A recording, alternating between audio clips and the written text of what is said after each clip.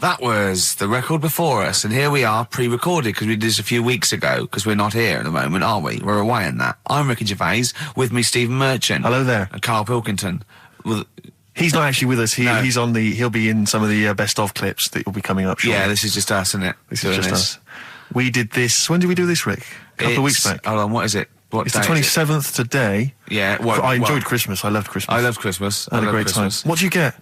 Loads of presents. So did I. I'm glad they made it to number one. I'm really glad. Stroke, he, she. Yeah, I'm really glad that the pop idols, Cliff Richard, Westlife, made it to number one. Bo Selector. Yeah, just delete that. Yeah.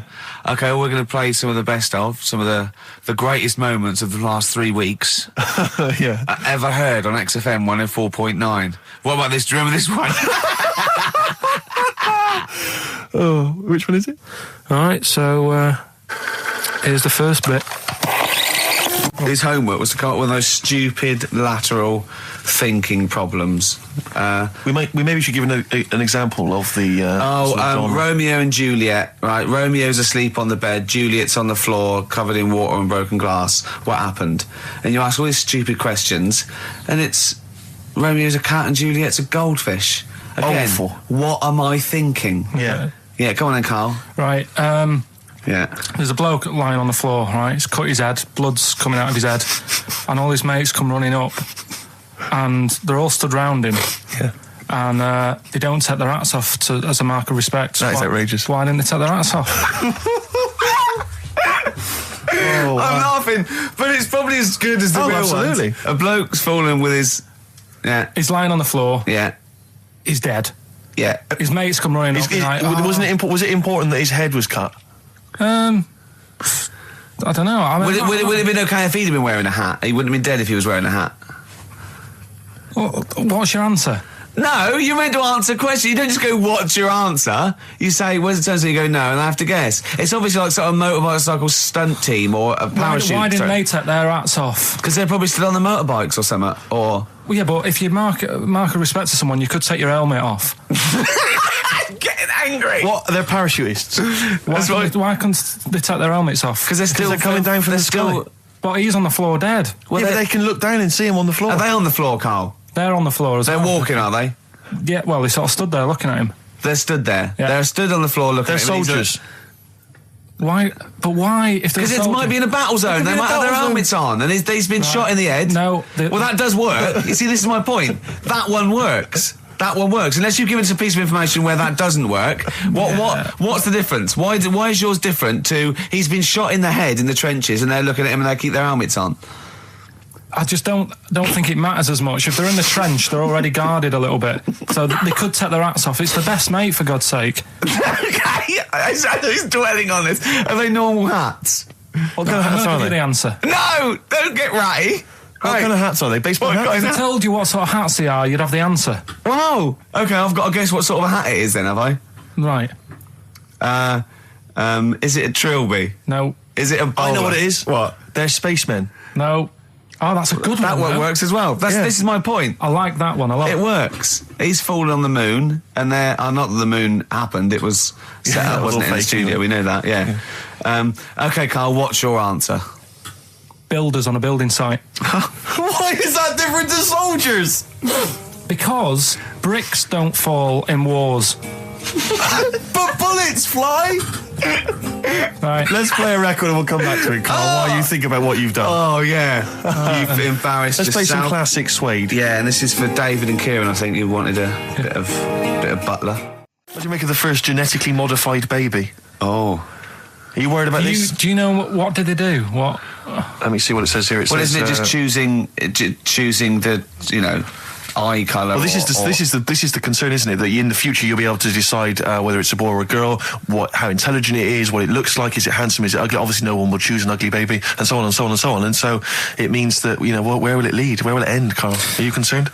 I've thought about this a lot. What will us three look like in the future if they're being, genetically modified beautiful people? What will we be like? How will we be considered in society? True, yeah. But we've talked about this before, haven't we? About the cloning thing. Yeah. That's a bit weird. Yeah. But I don't think it matters, because at the end of the day, right, you might look like some other kid, but it's the way you brought up that will change your features and the way you are, you know, your personality. If you lie, you get a long nose, don't you? Well, no, but listen, right, because I remember when we, you know, I was growing up on this estate. This is going to be good. Go on. No, it's not. It's just an example of how this doesn't work. Go on. So we don't need to worry, sort of thing. Sure. Right? Okay. So I'm growing up on this estate, and there was this woman about 4 houses down, right, who's a bit rough. All right. Didn't fancy her. Oh God, no. Right, but she had a baby. Well, tell me about her first. I'm interested in this woman. What was she? It was a very... Was it like a man in a dress? I mean, I didn't grow up in a posh house or anything. And I'm not saying that if you live in a bit of a rough house, you're a bad person. What does she look like? But anyone can Tattoos? clean up. Look like Tony Green with a fag on. They didn't clean up much, right? Oh. Which, even if you've not got a lot of money, you can still try and make a place look nice. Yeah. Right? But she didn't, and a kid used to take a horse into the house. Sorry. Whoa, Neddy. What do you mean a kid used to take a horse into the house? Where did they get a horse? Must have nicked it from somewhere. Must have So done. you've seen a horse in it? No. What, is that from outside the saloon round the corner? Yeah, was it just tied up with a bit of leather? Right? And, Oh, that's great. Did Big Jake come looking for it? I'd been out. Oh.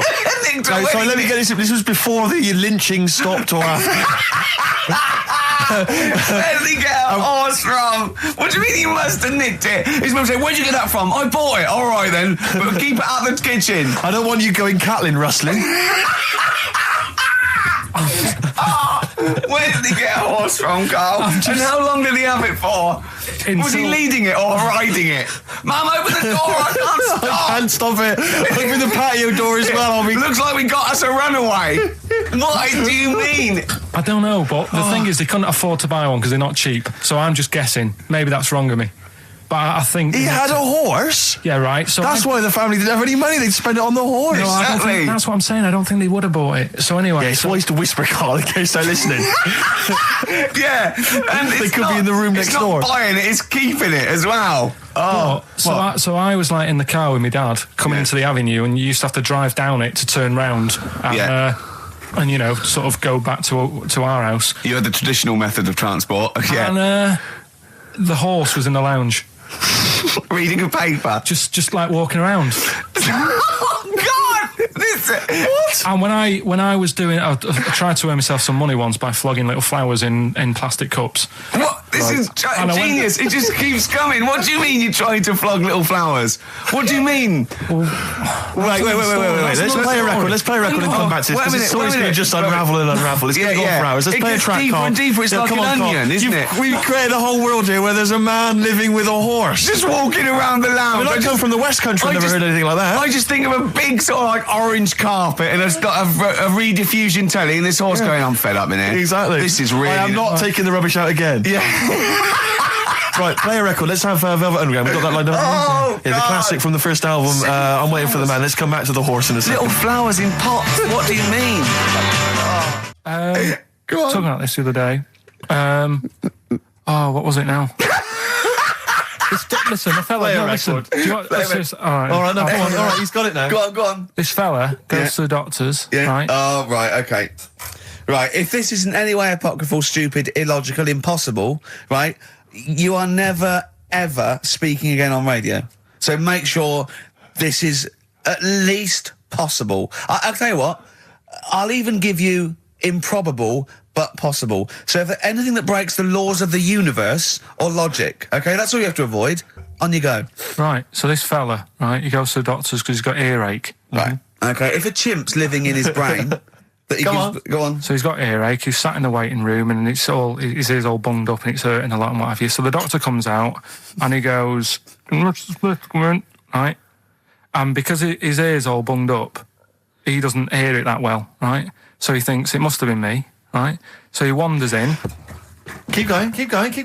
Anyway, I'm going to hate this. I can just feel it in my bones. Steve, I'm going to let you take over. Okay, let's hear it. So the doctor says, sit yourself down there, right? So he sits himself down. He goes, right, take your pants off, right?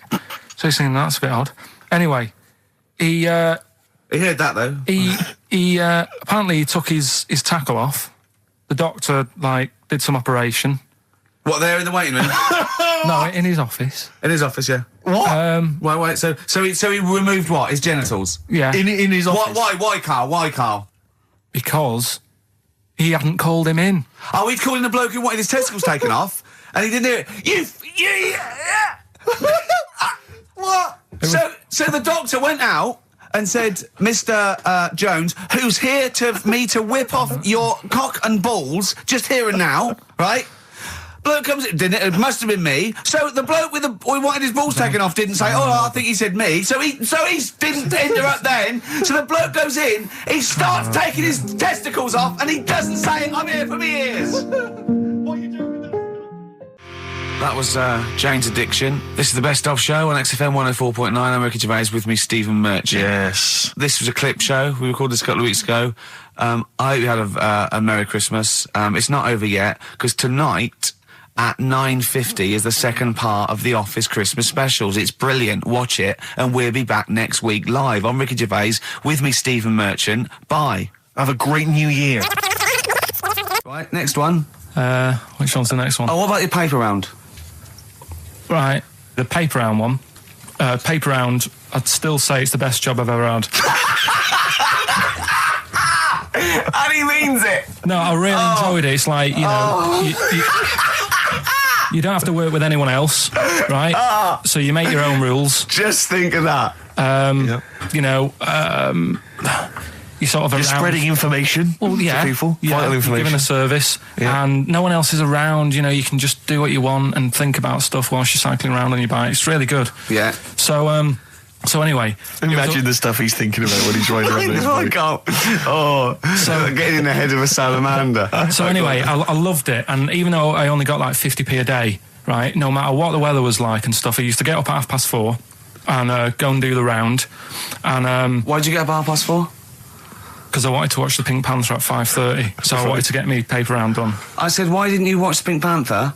And then he went, I can't sit there thinking I've got my paper round to do.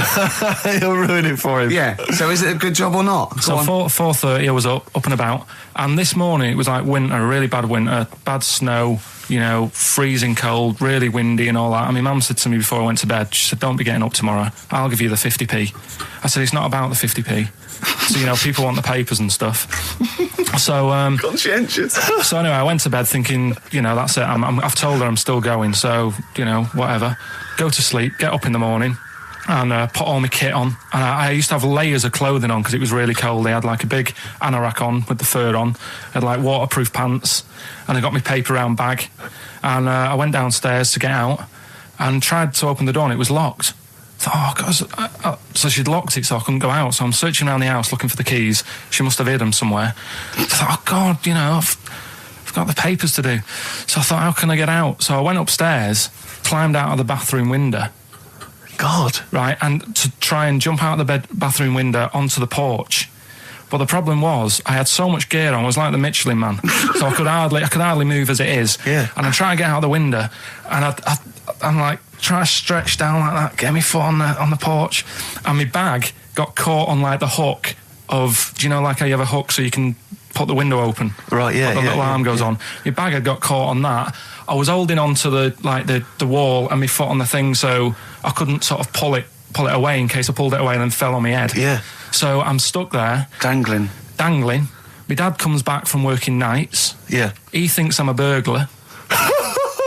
Gets out his gun. So he's shouting and stuff, going mad and going, Dad, it's me. And he had to give us a hand using a... He's heard that wily trick in Manchester before. He had to help me using a washing prop thing, a big stick. What did he do? Well, he said, just hold on for your dear life, and I'll sort of push the paper bag off the hook. Why didn't he go upstairs and sort it out? It was at that point where I was in the middle. There was nothing you could do. Do you know what I mean? It's at that point where you've just got to make a decision. Yeah. And by the time you go upstairs, who knows what might have happened? Sure. Do you know what I mean? You've got to act there and then, don't listen around. Yeah. So and you could hear downstairs, now here he is, the Pink Panther. Yeah. Dad! Hurry up! Panther, ever so pink. Oh. So that was close to death, because I must have been about 30 foot in the air. So, to cut a long story short, he gave me about 4 or 5 near-death experiences, and he went, and the whole point of this, he went, so that's why I think I'm going to die of something horrible, like cancer. And I went, why? He went, right, you ready for this? Yeah. He said, Well, I don't check my balls. Wait. He said, I don't like the feel. Carl, always check your balls. Do you I check don't like the yours? feel. Why don't you like the feel of your own balls? They just... I mean, you know that I don't like bodies anyway. Right. Do you know what I mean? It worries me a bit that you've got all that going on in your body, right? And your skin's keeping it all in place. Stop. We're going down a whole other avenue of discussion. Let's play a track. Let's come back to it. An email from Suzanne talking about your tea that night. Was Suzanne out on Wednesday night? Was the an England game or something? Yeah. So you were alone. You were home alone, were you, Wednesday night? Yeah. Did you enjoy your meal? Was it a quiche? Go on. Right. From Suzanne to Carl. Take the quiche and put it on the baking tray. Cook for 30 minutes on 190.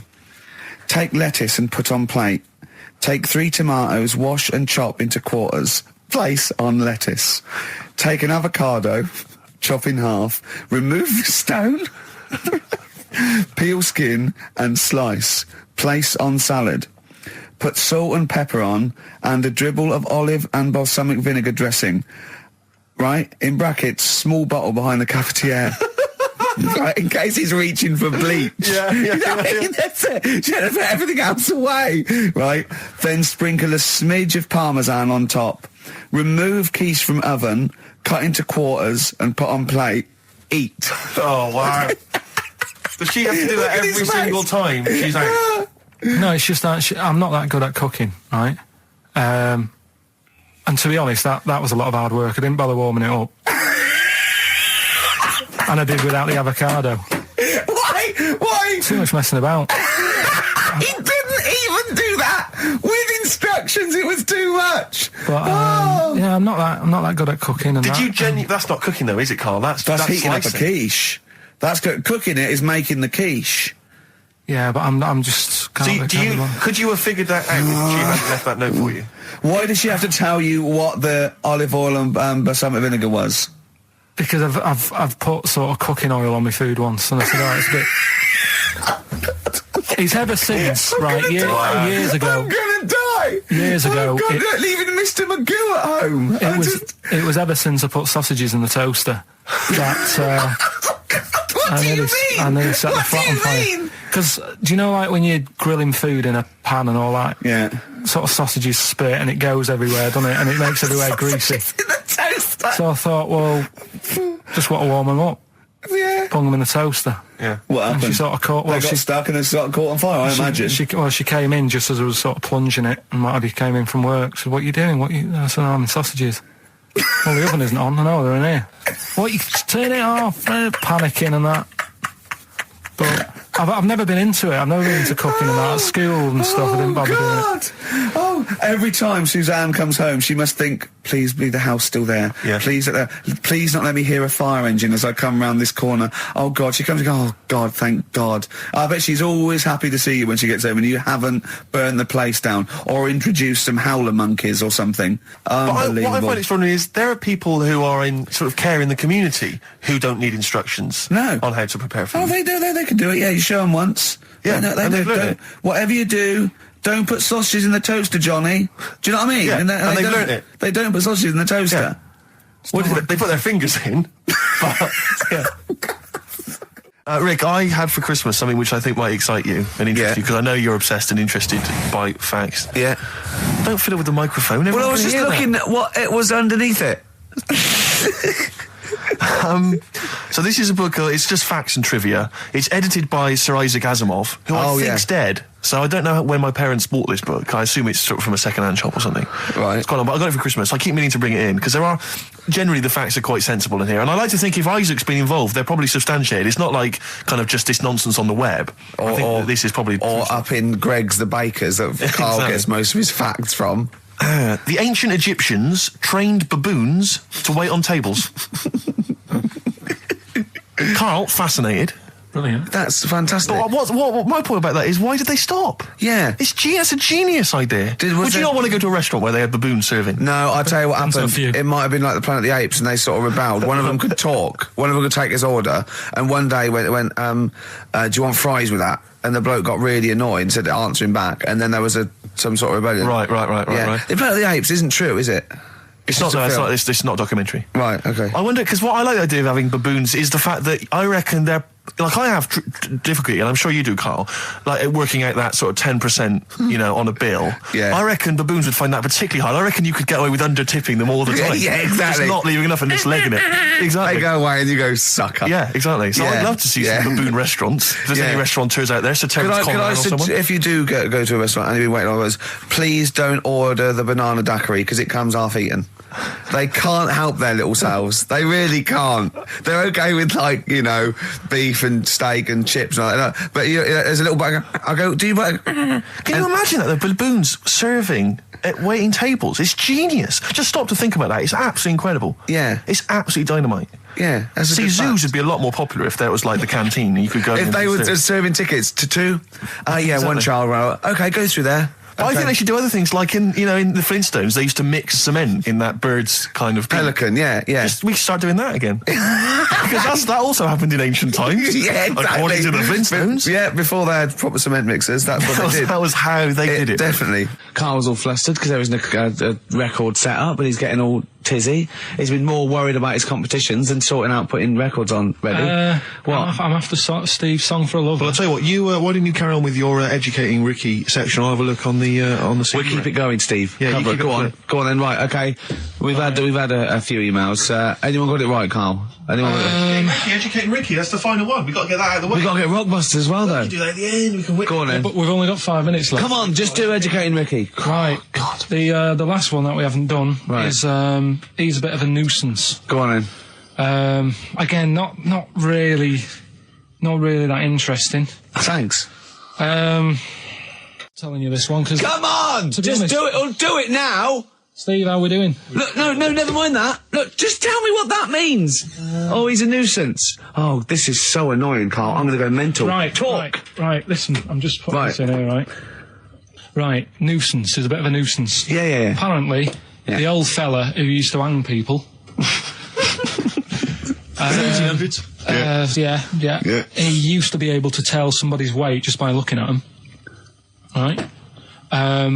That's a bit of a bonus fact. We'll be the judge of that. The thing that I wanted to tell you is money for old rope. Do you know what I'm saying? I can't even be bothered. Yes, you're going to tell me now. Come on, Carl. Right, I mean it. Basically, money for old rope came from the... Right. What was all that about? He can tell someone's weight. What was all that bonus for? fact. And blind blessed shitting himself. What are you... What? Look at you... No, tell me that now. You nearly made me swear then. I'm getting really annoyed. I'm getting really annoyed now. Tell me this back, Carl, or I'm going to go mental. Come on, Carl. Time's running out. More that people years ago, when people used to be hung, right? Right. If you didn't like the person who's been hung, you'd go, God, I really don't like him. And so you never forget the time. Because even if they're being hung, we take that as read. Yeah. So they never forget afterwards to get the hangman to get the rope and to cut it up into little pieces, and he'd sell them. He'd sell the little pieces of rope to people. See, Carl, that's the most interesting thing, if it's true, that you've come up with. Right, okay. And so so they sell the rope? They sell the rope, and it's money for old rope. Money for old rope? Meaning, like, God, it's easy to make money, all they have to do is cut it up and sell it. I'm cynical. I'm not so convinced. Right, listen, we're really tight. We haven't even got time for a last track. We've got an ad break and we've got to give out... Okay, do the answers then. This is ridiculous. XFM 104.9 of a Saturday. Ricky Gervais with me, Steve Merchant. Hello there. But we're not here. No, we're away. So this is the best of, and I hope you're enjoying it. We certainly are. Right, is this talking about diets and stuff, right? Go on. They've come up with a drug that they tested it out on a mouse, right? They said, it's a problem that weight is a big issue in the world, and, a lot of people are depressed, and that probably like Rick Waller. Well, I'm depressed looking at Rick Waller. Well, Oh.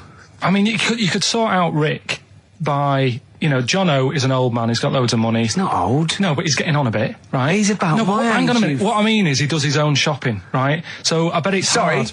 What do you mean? Because he's like, how old is he? 35. Right, he's got loads of money. He does his own shopping. So when he goes to the supermarket and he passes, you know, the sponge cake section, it must be tough when you've got loads of money to burn. That you go, oh, just one more. Yeah. One more. Look, we are getting close to libel here, I think. No. But I'm saying how it is because I've tried like losing a little bit of weight. Have you? And it is difficult when you're in Waitrose and you see a little chocolate muffin and you think, well, one more and I'll do without. Do you like a little chocolate muffin now and again? Well, yeah, right. Is that your favourite thing? So the thing is, let him finish his point. So the thing is, right now with Rick, he lives at home with his mum. So why doesn't his mum just say, "I'm going to buy less this week, and if you eat it all, you're not getting any more." Yeah. That's sort that. Does he live Short, with his mum? sharp shot. I bet he does. I bet he does. So you don't actually know if this is true or not. No, but anyway, right. So this drug they've come up with. They've tested this on mice, haven't they? They've tested No, I'm worried if they haven't tested it on mice. Thank God for that. It's definitely been tested on mice. Definitely. They fed a mouse a load of cake. Yeah. Right. And it went a little bit chubby, and he said, "Right, stop a minute." And then they gave it this drug that makes you lose weight. Yeah. And its weight went down, but the only bad side effect was its eyes were popping out. Well, that seems to be fine then. Let's give it to Jono. There doesn't seem to be any problem. Oh, with let's Rick should get some of that. Yes, Truth, Doc, look at these. Oh, Jesus, Jono, your eyes are popping out. That happened to the mice. Sorry? That happened to the mice. But what do you mean? That's the option. What do you mean that's the option? So I love the fact that your choice is either be like a fat, happy man who has the odd sponge cake, or a stick man with eyes on stalks. I mean, Steve's chosen that. All right, calm down. I thought we were slagging off Rick Waller and fat people. Sorry, Let's mate. have a go at the fat people before we start on me, Rick. Yeah, no, I didn't. I forgot. I mean, it's like... Yeah. Because I've got some issues and body issues. I know. But Rick Waller's grotesque, you know. Yeah, sorry about I'm that. just a little bit weird. I mean, do you know what I mean? Yeah, should we play a song and... Well, I'm just a little bit offended. That's upsetting. So we just had a text here that says, and I don't know what truth there is in this, as ever, but John says there is apparently a nude bike ride today in Hyde Park.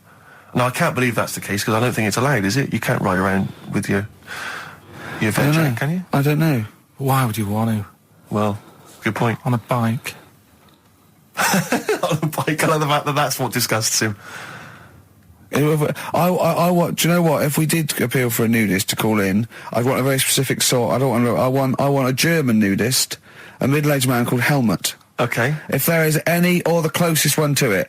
So I want a middle-aged man from Germany. If your name is Helmut, you're in. But I'll accept Hans.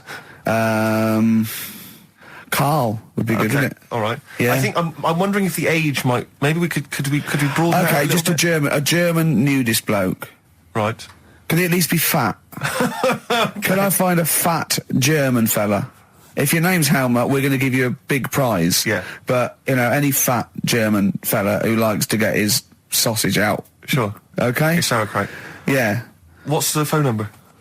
0871 222 1049. It'd be good just to get an email or a text with a contact, wouldn't it? And then I can just call them up in the week. Sure. And 83936 is the text number. I don't know what our audience demographic pans out like, Rick, but I'm suspecting that's probably a fairly small fraction of our listenership. I know, but there must be someone out there. If you know a fat German who likes to get his tackle out, a phone's going. Straight away. Just answer it, Carl. Just answer it. Just pop that. It could be anything. Well, just see what it is. To be fair, it could be a nutter.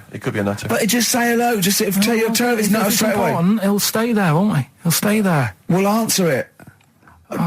Let's leave it. Answer it. Oh, you see this? It's gone. There you go. He bottled it. So, just as well.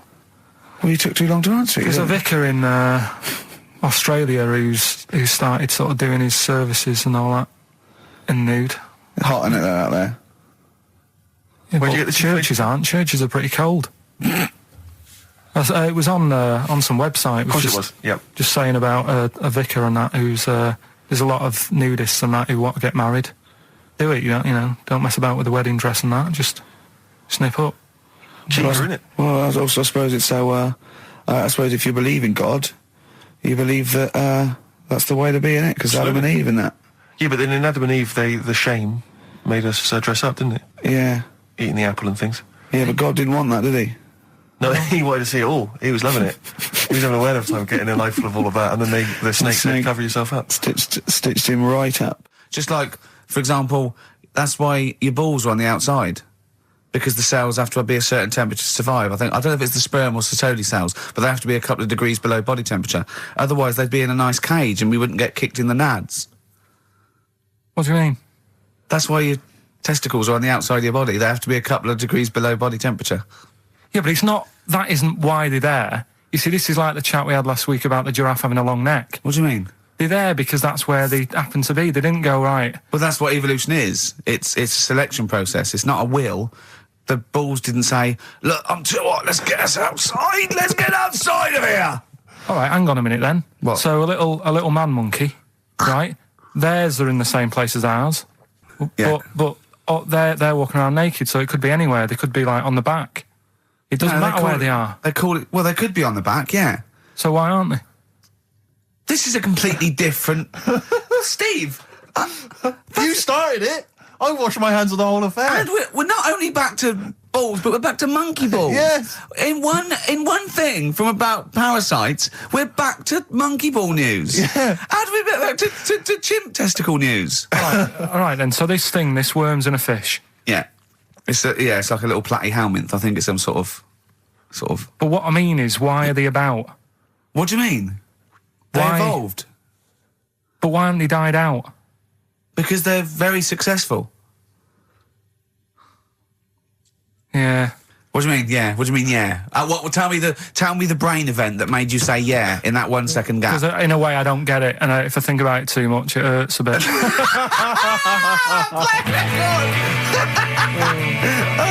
They've just been around for years, Carl. Yeah. Like Cliff Richard or something like that. Yeah. The other one, right? A bloke, right?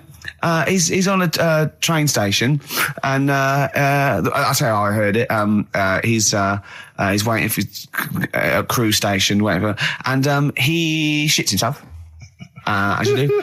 And so he goes, oh, well, train's in 5 minutes. So he runs across to Millets and goes, quick, Levi's 36.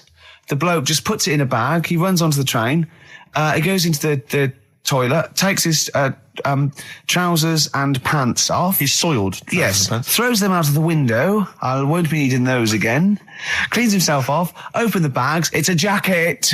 Oh. No, he didn't have them, Carl. At what point did he go into it and go, quick, Levi's 36? And the bloke went, sorry, Levi's 36, what, a pair? No. Shall I wrap them? Them? It. Shall I wrap? Just wrap whatever it is. Do you want to look? No. I'm not looking when you're putting it in the bag, please. Right? 36 white stories. Don't say anything. I've told you 36 Levi's. And put it in a bag and charge me for it. Yeah. I don't want to discuss it further. Yeah. There was one... Here we go. There was one about a woman whose husband died, and she had him cremated. Yeah. And made like a little egg timer out of him. Right. And she said, I did that so it can still help around the kitchen. Well, that might be true. That might be a joke. That's quite sweet. That might be true. It's a true story, again. It was all... No, not again, because the ones I just told weren't. Nor is the boiling the brains in a bag curry microwave Head story true. Yeah, that's all. Right, that's Aqualung. Good time's gonna come, innit? Right, Carl, come on in, educating Ricky. So, don't let the cat out of the bag. That's where that comes from. Comes from a crafty butcher. Right, go on then. So the next little headline is Wash Up With You. Wash up with you. Go on. You want to know about that? Yes. It's a survey that they did this week. They. Yeah, some university did some survey. Brilliant. Did a world test on washing up. Yeah. And each country were given 140 pots to clean. Brits were the quickest. Yeah. Yeah. Turkey were the slowest at washing up. The Turks. It's not because the little fellas that work in the kitchens with no... Is it? They can't reach. Spain were the cleanest, and the Germans were pretty good as well. So I don't know where to start with this. Honestly, Steve, I don't know where to start with that. Sorry, what was that? Wash up with you. That was it. was that it? They survey of washing pots and I pans. didn't understand. You said Italy were the cleanest. No, Spain. No, Brits were the quickest. Yeah. We were the quickest, but Italy was the Spain was cleanest. the cleanest. Turkey were the slowest. Yeah. Spain were the cleanest. But why weren't we clean then? Because we were washing it. Why were we not paying attention to the We bits did it of dirt rubbish. We bristle? did it quick. We did it quickly, but I don't understand why it was being rated on. Who was doing it? Was it Lynette Newman or Ainsley Harriott? She's quick. Both of them are quick. Yeah. Well, they've got like kind of loads of slaves that do it for them. Did we use fairy liquid? Don't know. It didn't have. Did we use a whole bunch of Boy Didn't Scouts? say that. Just Like said, it just said, that. Who had the softest volunteered hands? for that? Who had the softest hands? So it didn't say. I didn't. Why is it we don't get notified that this is taking place? I don't know. When I was a kid, no one ever said, we need recruits because we're doing a survey on who can wash up the quickest. Are you disappointed in yourself with that one, Carl? It is pretty dull, to be fair, and that is why we've got to bring in either con merchant or a wine merchant. Or shut up at your face. Yeah. Would you be able to, if I put you on the spot in the next, after the next record, would you be able to give an example of how con merchant would work? I mean, is there something you could do just to sort of experiment? Should we play a record? I can do better than that. What? Ads. Go on. Oh. Well, if you've just tuned in, it's XFM 104.9. You've got that bit right. Ricky Gervais show with me, Stephen Merchant. Hello there. Carl is actually in a little booth. We're not in the studio, you see. This is pre-recorded. We recorded this last week because we're away. And it's sort of like the best of the last 3 weeks since last time we were away when we put out the best of. What was that one you told me about with the porn? That was a good one. Oh, this was fantastic, right? Right. There was this. Sorry, can I just check now? We're just remembering classic episodes of the Tales Unexpected. No, this is important. Well, I saw one, right? I saw one on Tales Unexpected, right? And it was these two gents. What they used to do, they look down the obituaries and they'd blackmail the wife or the son of a dead eminent person, like might be a priest or a doctor, or something, and they'd go and they'd say, he bought some erotic stuff from us before he died, and he owes 100 guineas and all this sort of stuff, and they'd pay up because it'd be so embarrassing. They just didn't want them to say, just pay him, right? And this one bloke said, who are these people? I'll meet with them. And he goes round there, and they go, your father, he goes, my father could not have bought any erotic material from you. They did it, he goes, he couldn't have, he's blind. Right, and that was the twist. And Carl went, so it was magazines, not videos then. Yeah. Now think about it, Steve. Is that so stupid? Well, presumably it was set in olden times because professional pornographers don't tend to call it, erotic material. Yeah. They tend to call it, juicy jugs or whatever. But more than that, I don't understand how a video is going to be any use to a blind person either. I know that you can hear the sound, Carl. Look at him nodding like he's caught me out. Yeah, what sound will you hear? Your meter needs looking at? Yes. Cut. What's then? What's that? Then it's just noises, isn't Occasional it? groans. Yeah. Right. You could listen through the wall at your neighbours. He does. I mean, that's why I save a lot of money. But I thought you were going to point out, Carl, that they could have had a Braille porno. Now, have you thought of that? Look, feel the lumps on that. Exactly. Think about it, Carl. Think about it. You're excited now. Yeah. Your girlfriend's away, Carl. Yeah, the cheese grate is only under the cupboard. No, she's a good-looking lady. I used to sell mackerel.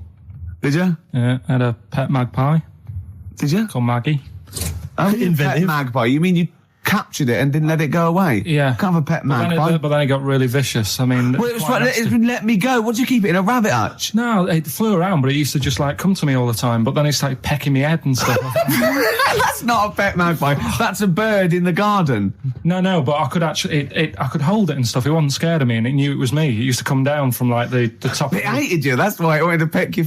Is that? And the other thing, I always remember being younger and walking through the woods to school with my mum, and I was chasing a butterfly, and she said, "Oh, don't do that, Carl." And I said, "Why?" She said, "Because they only live a day." I said, "Oh, all right, I'll get a dead one in the morning." That's genius. That's great. That's quick thinking, isn't it? Oh, that's sweet. Let's play a song. Oh. XFM 104.9, I'm at Gervais with me, Steve Merchant, Karl Pilkington. Steve. Well, we were talking about the news just now, and there was a story I heard in the week. I think it was on the radio, and I don't know all the details, but what I heard was that a number of, I think it was Falkland, maybe Gulf War veterans were, I think, suing or complaining to the government because they wanted compensation for post-traumatic stress disorder. Now, I don't know all the ins and outs of it, but it seems to me that if you're in the army and you're a soldier, a certain degree of trauma is kind of inevitable. I mean, after all, if you're any good at your job, you are going to see people getting killed. So I don't understand what the ins and outs of it are. I don't know why. No, he already came back and Tony Blair met him and go, all right, well, not really, no. Go on, what's the matter? Well, there was people shooting at us and everything, it was all muddy. Well, calm down, don't cry. Well, I will. There was a drill sergeant just kept shouting, saying, look at you, stupid boy, where's this gun's not clean? I just cleaned the gun and it was fine, and now he's telling me to clean it again. Yeah, and the boots, they were shiny. Fine, he's got to do that, it's more discipline. His neck was as big as his head. Well, yeah, but you don't know what I don't know what the ins and outs of it are, but... what you got to do is make sure you know what you're going into. That's what I do. You got to check the small print. So if I was, going over to the Falklands or, the Gulf, I'd put my hand up and go, will it be horrible? I go, you like, yes, will it be horrible? It will be horrible, yes. It will be horrible. There will be shooting and lots of death and everything. I go, right, I'm not going to go. And I go, exactly. Okay then. Okay. That should be fine, yeah. Should be fine, yeah. Just like that. Is anyone else scared about this? Pretty much all of us. Okay, then we won't send anyone then. Exactly. My brother went into the army, right, because he couldn't get a normal job. And my dad said, if you don't get a job by such a date, that's it, son, you're going in the army. And, so when was the Falklands? Was it about 81? Right, and he joined back in like 81 or something. And he I don't know, he was in Aldershot or something. Oh yeah. And he wrote back to my mum saying, a bad time to join, bad time in this. So she wrote. What bad time? Join, that's so sweet, Carl, isn't it? That's like, dear Dad, yeah, well done. Don't know if you've noticed. Yeah. I was on the dole, that's for sure. Thank you for joining a month before the Belgrano. Anyway, go on. My mum called up, spoke to the sergeant and said, can you leave him out of this one? Can you leave him out of this one? What, the Falkland War? He's only just joined, and she called him Chuck, which he got done for. Like, she's one of them, I think it's a northern thing, like saying, how are you, Chuck? Yeah. And she called the sergeant Chuck, and the sergeant said to my brother, your mum, she's called up and asked if you can not go, which, of course, we'll see how it goes. But can you tell What do you mean? Why did the sergeant even entertain this? Well, Pilkington, come here. Your mum's been giving me a bit of earache. Now, listen, tell her I've told you, but can you call her, because she called me Chuck and everything. Can you call her and say you don't mind? Well, not really. Oh, please, because I've promised her say you want to go. No, please, say you want to go. Why was he entertaining this phone call? Because he was new to the army, I suppose. Who? No, I mean the sergeant. I don't know, maybe they do that. So what happened? He didn't go in the end? So he didn't go, no. You can't do it. That's ludicrous. I love it, that. Okay, we went over the top. Pilkington, I've got a note. Yeah. Is this really your mum? Yeah. Okay, no, this seems to be in order. Because I noticed it says, I do not want to go into the army, I don't want to go and fight, and it's crossed out and it's good, mum says don't go. Now, you didn't write this yourself? No, my mum wrote this. Okay, you definitely wrote this yourself. Your excuse. You're going to have to fill envelopes. No, I'm sure if he was needed, he would have had to go, but I think they made a bit of a special effort. They sort of said, Well, it wasn't conscription anyway. Oh, no, I was seeing... Were the other soldiers going around just going... Pilkington... No, he ended up being a mechanic in there, and he got kicked out for going for a packet of fags in a tank. What? Now, wait a minute. Do you mean he nipped down the shops in a tank? Yeah. I don't believe that, Carl. You've Honest made that to God. That, and he went off with the sergeant's wife. So that didn't help, and he ended up getting kicked out. Sorry, your brother's a genius. I love this. First of all, he gets a call from his mum, go and let him up, and he goes, oh, God. Then he goes, where's Pilkington? His mum's on the phone. Where is he? He's near your house, Sergeant. Near my house? Well, why is... No reason. Well, when he comes back, when he's finished, tell him his mum called. And can he get me a packet of fags? Tell him to walk this time. This is ludicrous. So the sergeant found out that he was sleeping with his wife? Yeah, I don't know. I mean, Did your mum phone up and say, let him off? Let him off this time. Can he... Yeah. That's fantastic. But he misses it. I mean, I haven't seen him for about 11 years, but ever since he came out, he's just kept getting into trouble and that. And the army, you know, people slag it off, but I think if you're a certain type of person, it's good for you. It didn't straight him out, did it? No. He was going down the shops in a tank, he was shagging someone behind their back. It's really weird. It's like back then, he was like a proper adult and he had a house and he collected crystal with his wife and that. And now, he hasn't got any of that. Has he got the wife? No. Has he got the crystal? Don't think he has. And he hasn't got the house. Seriously, I haven't seen him for about 11 or 12 years. I haven't even spoken to him. Carl's stories always start off nice and funny, and then they just leave me empty and slightly depressed. I don't know whether to hug him or shoot him, put him out of his misery. Can we take Carl to the... phone in if you think I should take Carl to the vets and have him put down, because it's just too stressful. He had some Germans laughing at him on the tube because he recognised him. You don't think of that? Well, because obviously Ricky doesn't travel on the tube anymore. He's too rich for that. I never did. I always thought it was beneath me. Sure, but I used to walk everywhere, didn't you? But I'm still forced to. Take the tube, and I sat on the tube, and it pulled up, and outside the window, just happened to be on the station, was one of the posters with us. So I was kind of there, not realising it was behind me, and these big kind of fat German or maybe Bavarian guys. Well, they're in lederhosen eating sausages. Yes, they were. They're Bavarian. Yeah, they were. And I noticed one of them kind of looked at me, and then looked at the poster, then looked at me, just happened to say it, and wittered something to his friend in German. You know, I don't want to try and do an impression. That's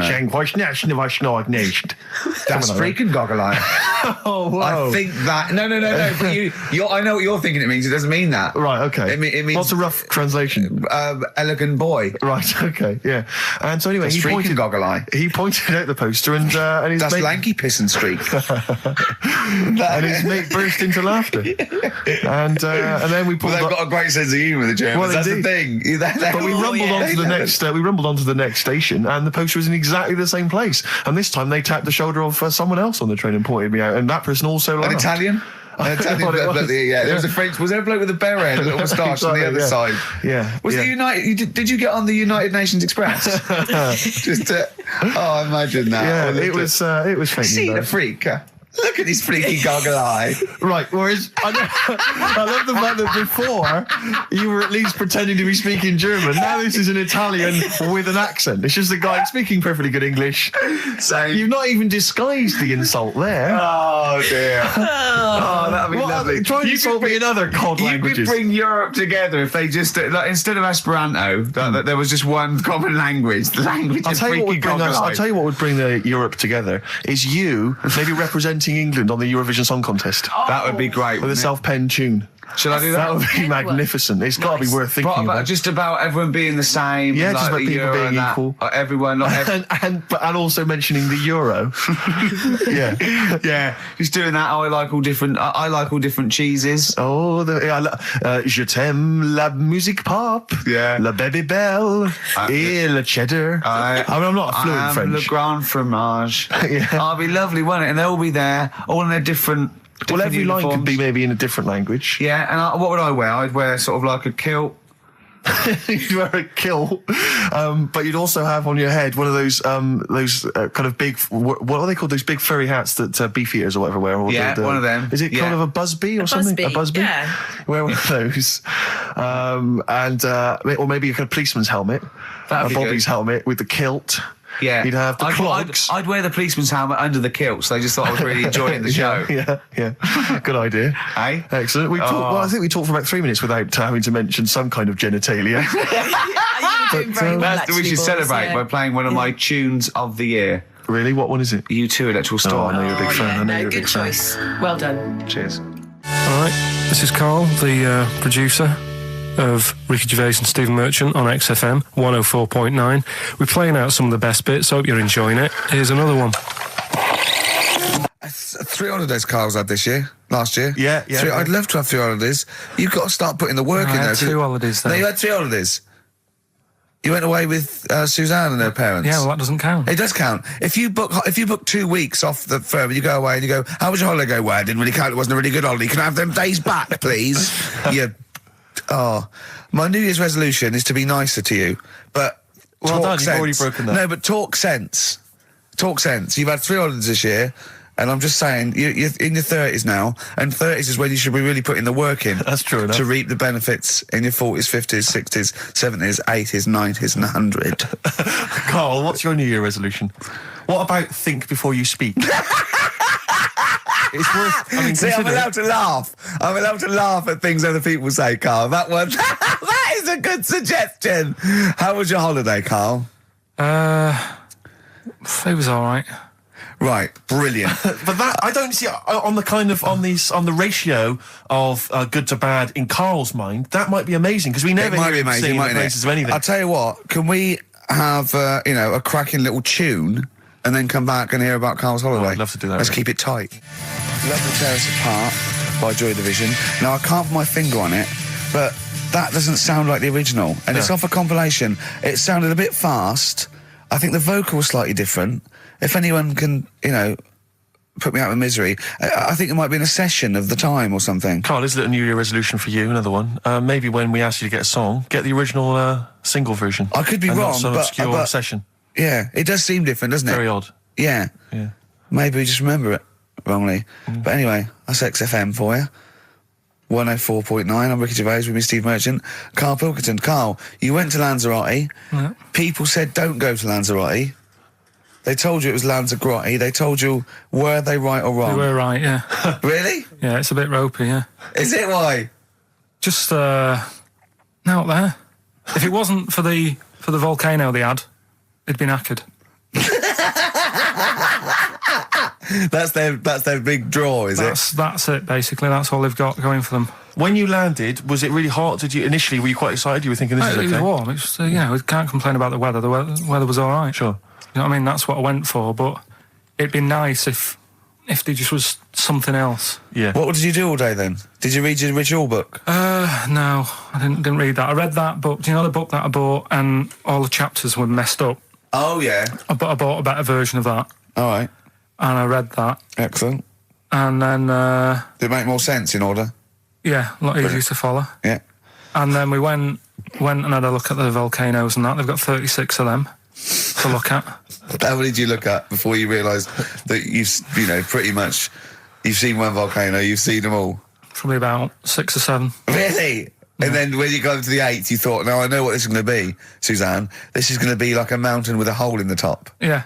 Really? But it happened years ago as well. It's like, just keep a couple, fill the rest in, tidy it up. Fill the rest in! Yeah, no, Well, yeah. getting some builders. No, seriously though. Okay, 4 million tonnes of concrete, please. They're an absolute death trap. Yeah, what do you mean fill them in? Do you know what a volcano is? It's just a hole, isn't it? That's happened. Well, it's more than the happened back hole. It's in- more a portal to the magma in the centre of the earth. Back in 1730 it happened, and they still haven't sorted it out. Well, when you say it happened, volcanoes were made a lot longer ago than 1730. No, but the one that did Lanzarote in. Right. Sort it out. What would you suggest? Well, How tidy can it they up. fill it in? It's joined. It's all joined. No, but what I'm And saying is, it was the a- big it was- plates of the earth are all joined. It All was the a disaster, magma's wasn't it? joined. With the trade centre thing, that happened. They cleaned it up, sorted it out, they've moved on. That's what I'm saying. Whereas Lanzarote have just gone, leave it. It happened back in 1730. You misunderstand me. How, in the name of God, can you fill in a volcano? You ignorant twit. No, but it's not just the holes. They've actually left the lava everywhere. That's what I mean. It's not just the big holes. There's lava everywhere. But it's molten rock. They can't just pick it up like they're like a carpet. Put it in the holes. The holes are there ready. Just push it all in. That's what I'm saying. Carl, have you ever logged on to Friends Reunited? It was the site that everyone was talking about last year. No. Are you aware of the concept? I've heard about it, but there's no one from school who'd want to see it Hook up with. again, really. So basically, for those that don't know, you have to log on to his website, and then it helps you track down your old schoolmates if they've also logged on and stuff. And we took the liberty, really, of looking on the Friends Reunited site and typing in your school and trying to track down any of your old mates. We didn't get in touch with any of them, don't worry. We didn't do that. We're not going to surprise you with them now. No. But I was just interested to know, like, some of your thoughts on some of the names that I could run past you. I mean, these are people from your year. Just tell me if you recognise the names. Sarah Morris? God, yeah. Remember her? Go on, you're grinning. What's the thought? Go on. No, just, she was alright. She was a popular one. Oh, What does that mean? She was nice. Yeah. Okay. Okay. What about Darren Buckley? He was one of my best mates. Was he really? Yeah. Seriously? Yeah. What do you reckon he's doing now? Do you still keep in touch? When my mum and dad were still in Manchester and they had a butty shop, he used to go in because the bookies was next door. I know the way you paint a picture. If you did this in your history exam, Carl, you will walk it. Go on. So your parents had a butty shop. There was a bookies next door. Yeah, and he liked having a bit of a gamble, so he used to. I think he works for some insurance company. Do you think that his fiancée Beth knows he's got a gambling problem? Or that his 2-year-old son Lewis? No. Yeah, they live in Cheadle Home. Hume. Cheadle Hume. He must be doing well. He's still supporting the Blue Army and frequents the shrine on a fortnightly basis. Funny thing with him is, right, when I used to stay over at his house, and his dad was a copper, and I remember his dad came down and said, right, I want to see you two. And I was like, oh God, what's happened? And got us round the table. And he said, do you know much about drugs? So we were like, what's all this about? So he goes, you know, they're not good for anyone, you know, the stupid thing to get into. And we're like, yeah, we know. And he went, you know, do you? We said, yeah. He said, what's this then?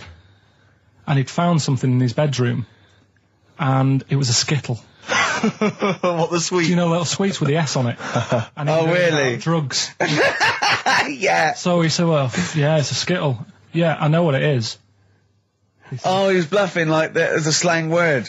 Yeah, he thought because he was a copper, he probably had to be down with all the terms and that. So we said, oh, it's a Skittle. And he said, yeah, I know what it is, but what's it doing in your bedroom? Oh. It was like, no, it's a toffee. So, Darren there. Yeah, I know, it's a toffee, it's a squib, it's a, yeah.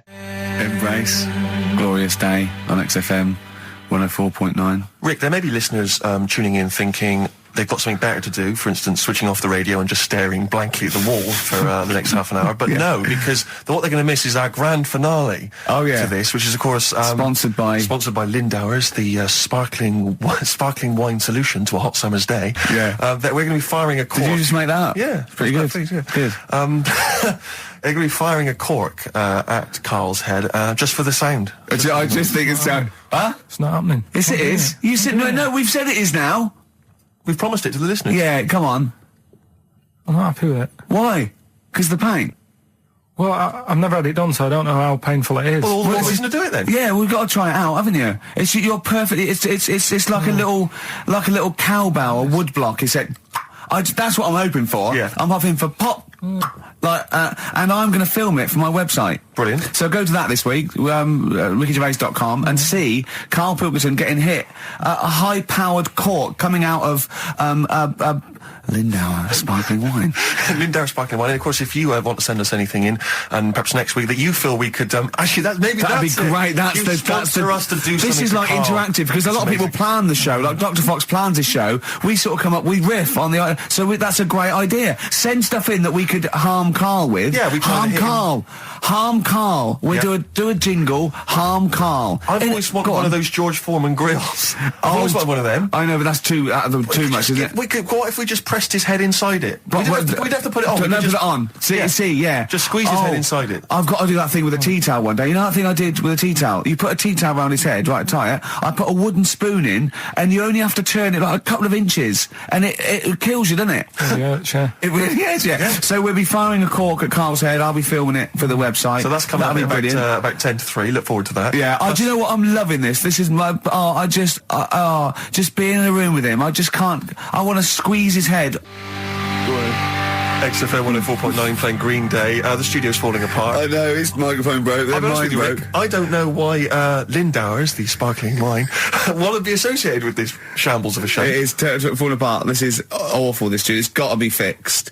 Right now, Karl, come on here. It's the time where I'm going to... let a cork off. Do you want to film this, Steve? Yeah, that'll be available on the website next week, rickygervais.com. So see Karl getting hit. One bloke suggested we leave the metal cap on because it's get a better pitch, but we take that. He's straight. It's dead out. Let's get the camera ready. Get the camera ready. Ready? So if you just joined us, we are using some Lindauer's sparkling wine to basically, what can I say? Really fire a cork at Carl's round ready? head. Ready? Hang on a sec. Let me just put the headphones on. All right, film this then. Okay. He's in position, look. Just firing up. Okay, Carl, come on there so we can see your head a little bit. We want to get the noise, the microphone there. Right, ready? Hold on. Good. So you're just doing it. Hold on. Now, it's in position. What have you... Oh. Ready? Yeah. Oh, God, it... Oh, no! Oh, it's like Jackass. Did it hurt? Behind me. What do you mean, did it hit you? I sort of just...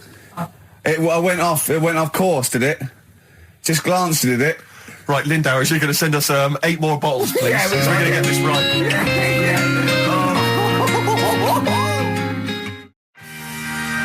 Don't steal our son. Please, lads. Thrills on XFM 104.9. I'm Ricky Gervais. With me, Steve Merchant and Karl Pilkington. Yeah. Little Carly Pilkington, little baldy mank, whinging little twat. How are you? Yeah, all right, yeah. What are you doing? Happy? Feeling a bit happier today? You look as full of spunk, as they say in America. Yeah, I'm all right. Just a bit of a miserable day, though, isn't it? Yeah. A bit miserable. Yeah. Walking in today, right? Do you know I walked through, like, the sort of the gay district of London and that? Right. You don't walk, you mince, don't you? Well, just walking through on the way to work, and I'm always interested in their little shops and stuff that they have, right? Loads of... Their little shops. There's no be ashamed of. If you want to go in and buy something, go in and buy something. I'm just having a look at, looking in the windows and stuff. Little postcard just near the entrance. Yeah. That's meant to tease people in, to make people go, that sounds good, I'll nip in. Right? Little postcard. Free butt plugs with every sale.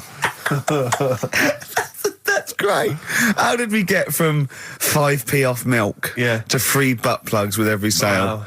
What society come to? Well, it's because we're liberated, Rick. Yeah. It's an open society. What did you buy to get them? You didn't buy... No, I didn't. But what's the purpose?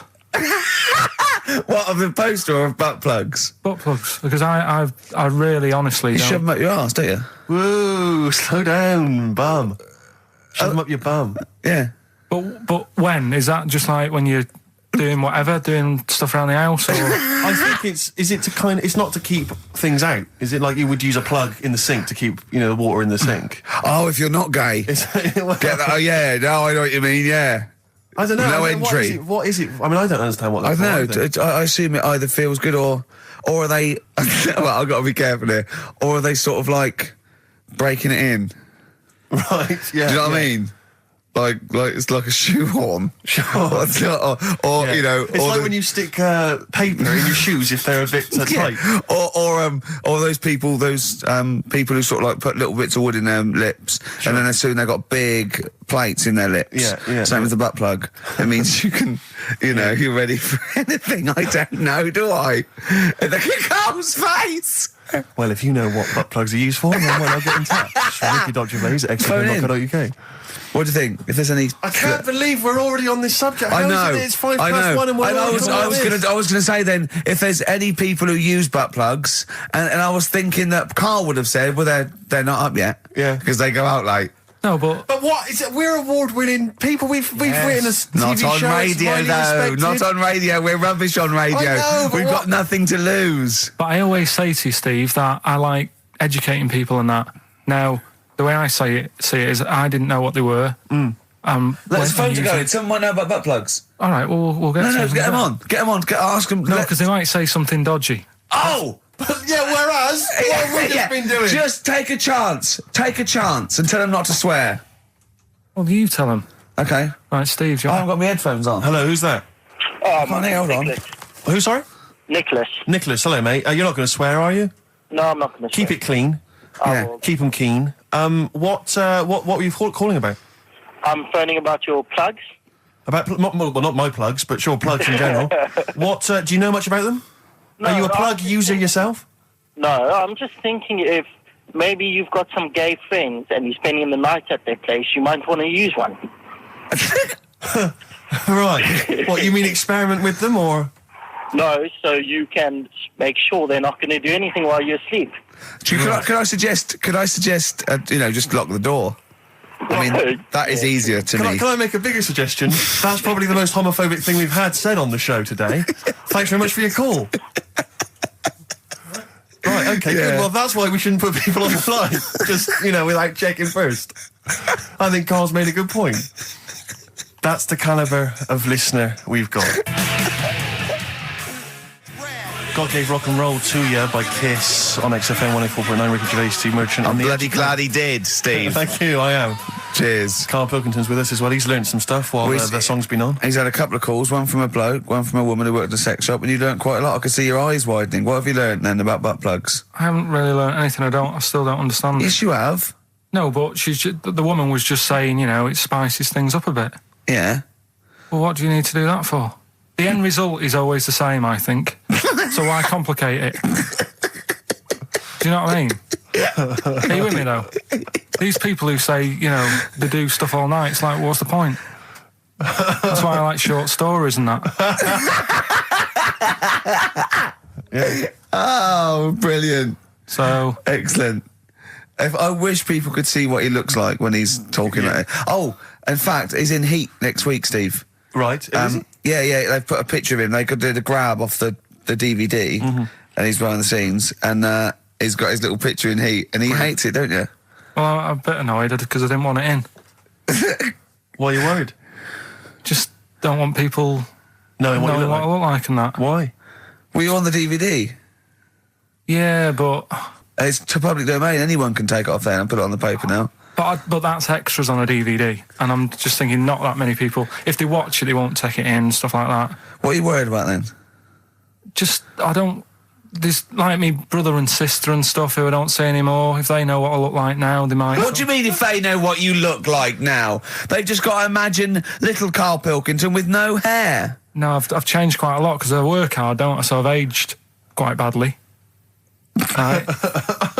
And I'm just thinking if they... You used to have the hair of a Chinaman, But didn't you? sorry, why is it a problem for your brother and sister to see you? Because I don't see them anymore, do I? And they'll come out of the woodwork now. What? They're after your millions? No. So they're sitting at home, they're looking at Heat, and there goes Karl Pilkington. Oh, Karl's my brother. My brother. Oh, maybe I'll go and see him.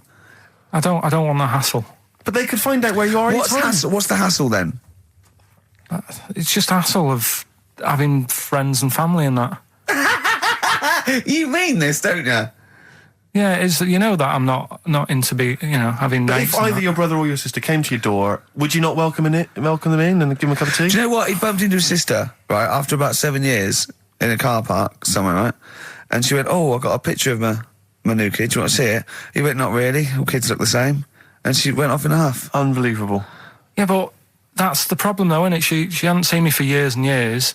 That's the way I am. I'm not like being rude or anything. I'm just says what comes in my head. Oh, don't give me that. Don't do that. I'm not rude. It's what comes in me head. That's a rubbish excuse. Not rude. Know me, know my ways. Yeah. Right, am I wrong then? Let's look at it. Let's look at what I said. There's an ounce of Barmer's cakes. Know me, know my ways. Get out, you twiddle flunt. What is that? What sort of philosophy is that? Know me, I'm rude and take it, I'll leave I'm not being rude. You are being rude. What, saying that all babies look the same? It's your nephew.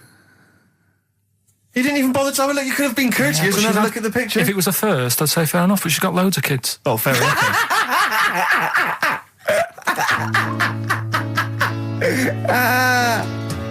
What kind of woman is she? David Bowie, Lady Stardust from Ziggy Stardust and the Spiders from Mars. I went to see him Tuesday. I know you went to see him Wednesday, Steve. I mean, obviously I'm a mental fan, but I think objectively that was one of the best shows I've ever seen. Yeah, it was brilliant. He's got the best band in the world. He played all the hits. It was an amazing show. The sound was incredible. Do you know what I mean? Well, his voice as well. I think people don't realise how incredible his voice is. It was absolutely... Soulful is the word I'd use. Brilliant. Yeah, it was absolutely brilliant. You don't care, do you, Karl? We don't care about this. You never really go to gigs, do you, Karl? The live music experience is not something you enjoy. Can be all right. Go on. I heard that someone else who went to the Bowie thing said that he sort of messed with the songs a bit, which would annoy me. No, he didn't. Not really. Hardly at all. He said when they did Life on Mars, instead of saying something about just the tune of it, he messed with it so it wasn't the same. That would annoy me. What would you do? Get up and leave? But I mean, we're not talking Bob Dylan or Sinatra. He ad-libbed a little bit, I suppose, and it's his song, but it was totally faithful. He was singing the songs. What do you mean? Well, it's just don't mess with stuff. It's like if you went to see Titanic and then the boat didn't have a crash, you'd go, what are they doing? It's like, I fancy messing with it. Well, he didn't. I'll tell you, he didn't mess with it. Relatively speaking, he did not mess with the songs. They were brilliant renditions. That would be a hell of a film, though, where Titanic gets to New York. Absolutely fine.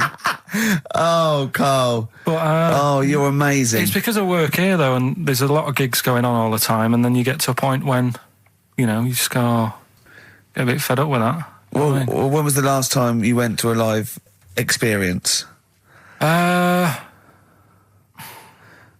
Well, I've been to gigs, but the one that springs to mind probably is when I first sort of tried a gig out, and it wasn't a music one. It was Bottom. Do you know with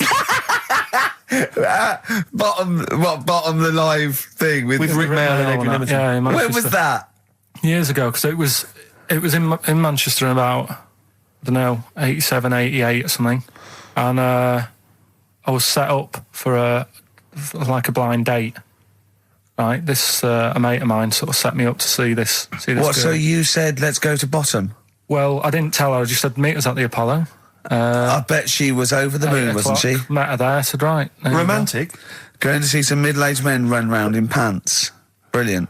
Well, it's good. It's one of them things that afterwards you've got something to talk about, haven't you, and stuff. Yeah. So was it a good gig? Yeah, it was all right. Sort of bought some April fruits and that at the start of the night. Yeah. I think she liked that. And then we watched Bottom. Then afterwards had a bit of a chat. And then... you didn't see her again, I take it? I would have done, right, because she was all right looking and everything. Yeah. But when we were chatting, she said she had a problem with a marrow What? and that. She what? She had a problem with a marrow. She had a problem with her marrow? Yeah. You mean her bone marrow? Yeah. Oh, I thought you meant she had one stuck of her fanny. No, just the... Thanks for that, Rick. That's an image I can't get out of my head. No, I wondered what... Oh, I see, a marrow. I thought you meant a marrow. Her marrow. And is that serious, that? I just was put off it because I thought... if you I think it's more serious than the problem with a marrow. Yeah, I mean... with a marrow and that. It's an idea if you're bored with butt I plugs. love it. I love it. Everything he says is like someone from Kes. It was just that thing that... because, You didn't want to go out with a girl who might be ill in some way. well, yeah, I thought, what's the point in spending time with her, spending money on her and stuff, and then she's going to die on me? Oh! No, but seriously. God! No, but I'm just... But, see, this is what annoys me. You asked me to be honest, but I'm just saying, what's the point in me getting upset and stuff? No, but it's not the... It was the... One thing is that what's the point in spending money on her if she's going to die anyway? You've got to realise that's not a normal thing to say. No, but what's the point in getting to really like to know, knowing someone and thinking, oh, she's really nice, I want to spend my life with her. It's good that she told me when she did. Carl! What, during Bottom? This is the most amazing thing you've ever said. Steve, don't you understand what I'm saying? But no, because... What? Well, firstly, it's the assumption that she's going to drop dead and you're going to think, well, I just bought her some April fruits, I'm livid. I don't know what it means when you've got a problem with a marrow and that, but she looked pretty serious when she was talking about it. So I was like, oh... Christ almighty! I don't understand what's so bad about Play that. a record! I'll tell you. I'll explain to you during the break. Play a record. Libertines? Yeah. If you're morally objectionable, why not email ricky.gervais@xfm.co.uk? It's okay, he's an idiot. True. Modest Chambers, Kings of Leon on XFM 104.9. I'm Ricky Gervais, with me Steve Merchant and Karl Pilkington. Steve, Yes. I want to talk to you. I think it was, might have been Wednesday night. I was in the pub. Phone goes. And Carl goes, "You watching that thing about parasites?" Right. I went, "No, I'm out." He went, "Oh, fella with a maggot in his head." Fella with a maggot in his head. Yeah. And they go, "Oh, no, he's pulling it out now." Oh, God. I said, "Well, I'll get it. I said, "Yeah, see you later." About 5 minutes later, I get a message on my phone. Beep, beep. I look at it. It just says, "Oh, no, there's a fella with his fish up his cock now." There's a fella with a fish up his cock. Yeah. Right. Okay. Do you want to explain that, Carl? Is it one of those little ones that swim up if you're having a slash in the Amazon? Yeah. Yeah. That's weird, isn't it? But it was still like stuff like that. It started off with What does the fish do when it gets in there? just sits there. Why? Well, what else can it do? No, but why does it go up there? Don't know. I didn't listen to that bit. There's a bit. He started off with a fella who had a bit of meat and got a tapeworm inside him. Yeah. And he grew it for however long, and then it came out at the end. It was about 7 foot long. On purpose? Yeah, he did it on purpose. Yeah, for the program, right? I think probably slimming, isn't it? Well, I was thinking that could I mean, you're a fan of Waller. Could he purposely have about 8 of them? What, Rick Waller? Yeah, It's a good idea. because they were saying how they eat, a lot of stuff when they're in you. They just eat. Well, all they the- take enough so you don't die, and nor do they. Yeah, but I mean, you've got to keep taking them out, haven't you? Because you'll still have the same weight because it's got to go somewhere. So you'll have them in you. What you got to do is like let them eat your meal and then take them out. Do you think worm watchers will catch on? Yeah. So anyway, so that happened, right? And then there was a woman with a maggot in her head. A woman with a maggot in her Yeah, head? she went on holiday, it got in there somehow, and Stowaway. it just it was massive. And the thing is, she had a hole in her head, and she's there being interviewed with the doctor, like, and you can see it just sort of sticking its head out. Like, do you know when you see a cartoon with a maggot in an apple, Yeah. and it looks around like that? Yeah. Why didn't they just take it out there and then? I think they could have done, but the doctor's messing about. It's like, well, it's good for the show, isn't it? And they left it in there. Right, that's libelous. Well, That is libelous. but I found it weird. Why not just grab it? Because there must be a reason. There must be one of those medical reasons that you don't really know about, Carl. Right. And another bit. This was the best one, right? Grab it! Right. There's this fella, and he was on his bike, right, Yeah. cycling to work or whatever, and he sort of sees this thing in the corner of his eye. Right. Literally in the corner of his eye.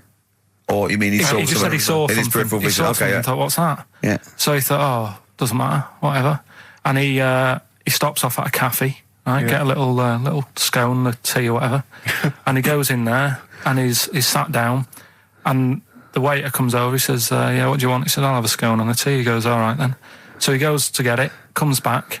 As he puts the tea and the scone down, his face is like, what is that? Right? Like a look of frightenedness on his face, right? Drops the tea and legs it. So the fella's going, what? So he legs it after the bloke and goes, what? And he says, oh, something came out of your nose. That was massive. Sorry, something came out Listen, of the this guy's is all true because people would have watched it, so don't start saying it Sorry, didn't but hang on, I happen. just need to clarify. The guy I on the don't bike... believe he ran away. Wait a I minute. don't believe he legged it. I don't believe he had a look of frightenedness on his face, and I don't believe he said something massive came out your nose. Wait a minute. And I don't even believe he had a cup of tea and a scone. These are the things that I think are embellished. But who had something coming out of his nose? Was it the guy serving the scone? The one who was on the bike who ordered the scone, Yeah, but what It was came it? out of his nose. Yeah, what was it? Came out of his nose. right? So he goes home and he thinks, I've got to sort this out because it's not good and that. So he But what? No, it was out of his nose. So you mean it poked out of his nose? It didn't come out. It just said hello and then it... It was like the maggot in the head. Yeah, he just yeah, popped, it just- popped his head out, had a look around and went back in. Why Like, did the bloke drop the tea and run? well, it's weird, isn't it? All right, so he goes home. He goes Yeah. home and he goes, oh, God, So he sits in front of the mirror and he's sat there waiting. This thing comes out. Again, sort of looks round, goes back in again. So he goes, oh, No scones. right. No, he's- So he goes, I've got to sort this out. He goes to the doctors, says to the doctor, I've got something up my nose. It just keeps coming out and having a look round, going back in. Didn't say So that. the doctor's like, oh, I haven't heard of that before, right? Didn't say that. So sat there. It does it again. The doctor looks, frightened again. Runs away. yeah. He, No, he didn't run away. Well, he's got a look of frightenedness on his face. he had a look of medical frightenedness. He dropped his stethoscope and legged it. No, he said, I know what it was. So what? So you got a leech up your nose. He had a leech about that long. What's radio? Well, how long's that? 4 inches. 4 inches coming out of his nose. Next time it stuck its head out, he grabbed it, pulled it out. That's horrible, though, isn't it? Isn't it? Can I just remind people, just let people know, when Karl was saying it was about that long and Ricky said 4 inches, he was using his fingers. Oh, yeah, he didn't have his... No. There's nothing else there. Feather out, no. So he had a leech up his nose. How did he get a leech up his nose? I don't know, again, I'm not that bothered about that bit. It's just all the footage and stuff. Oh, play a record. Brilliant programme. Yeah. It's just the same. He just sees that. He gets fast. He doesn't read on. His education is just sound bites and self-embellishment in his own head. Yeah. Well, It's like people- he gets all his news from Ananova and he just reads the headline. Yeah. Wow. And he just doesn't bother reading it. But you know, he considers that education. He Well- gets annoyed if you think that more So you information is don't useful. get going on that, 'cause Oh, we'll talk about that later. If you're going I'll to tell start you having what. a go... Right, okay. Okay, we're going to play a song now, and I'm going to tell London Karl's confusion over evolution. Right. Better you two?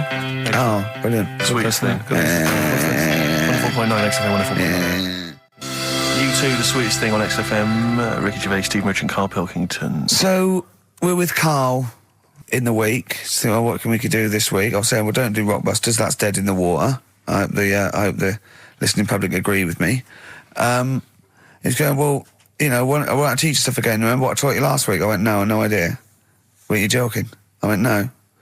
And he went, Ivan the Terrible gouged out a fella's eyes. Yeah. He actually said Ivan the Terrible at the time. Yeah. So I can't remember. This was a man who had built Yeah. something for Ivan the Terrible, and then Ivan but his gouged idea of eye out. education is telling someone something that knows more about the subject than him so they can correct him when he's telling them it. And so I said, well, I don't know.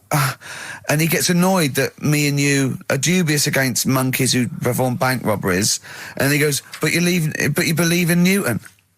He doesn't know the difference. I was trying to explain the laws of the universe, right? He was going, what do you... And so all I come up with, I thought somewhat interesting. You know when you tell a child maths, you say you've got 3 potatoes and you've got 4 potatoes. I have to do that with science to Karl. Yeah. So I ended up saying, imagine you're in a shopping trolley with loads of house bricks. If you throw the house bricks out, you'll go the other way.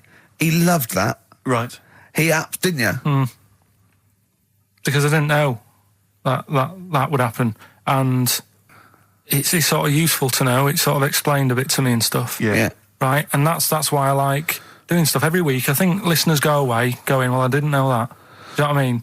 Karl told me something there. They forget it instantly, just like we do. We're don't. friends of yours, and we forget it instantly.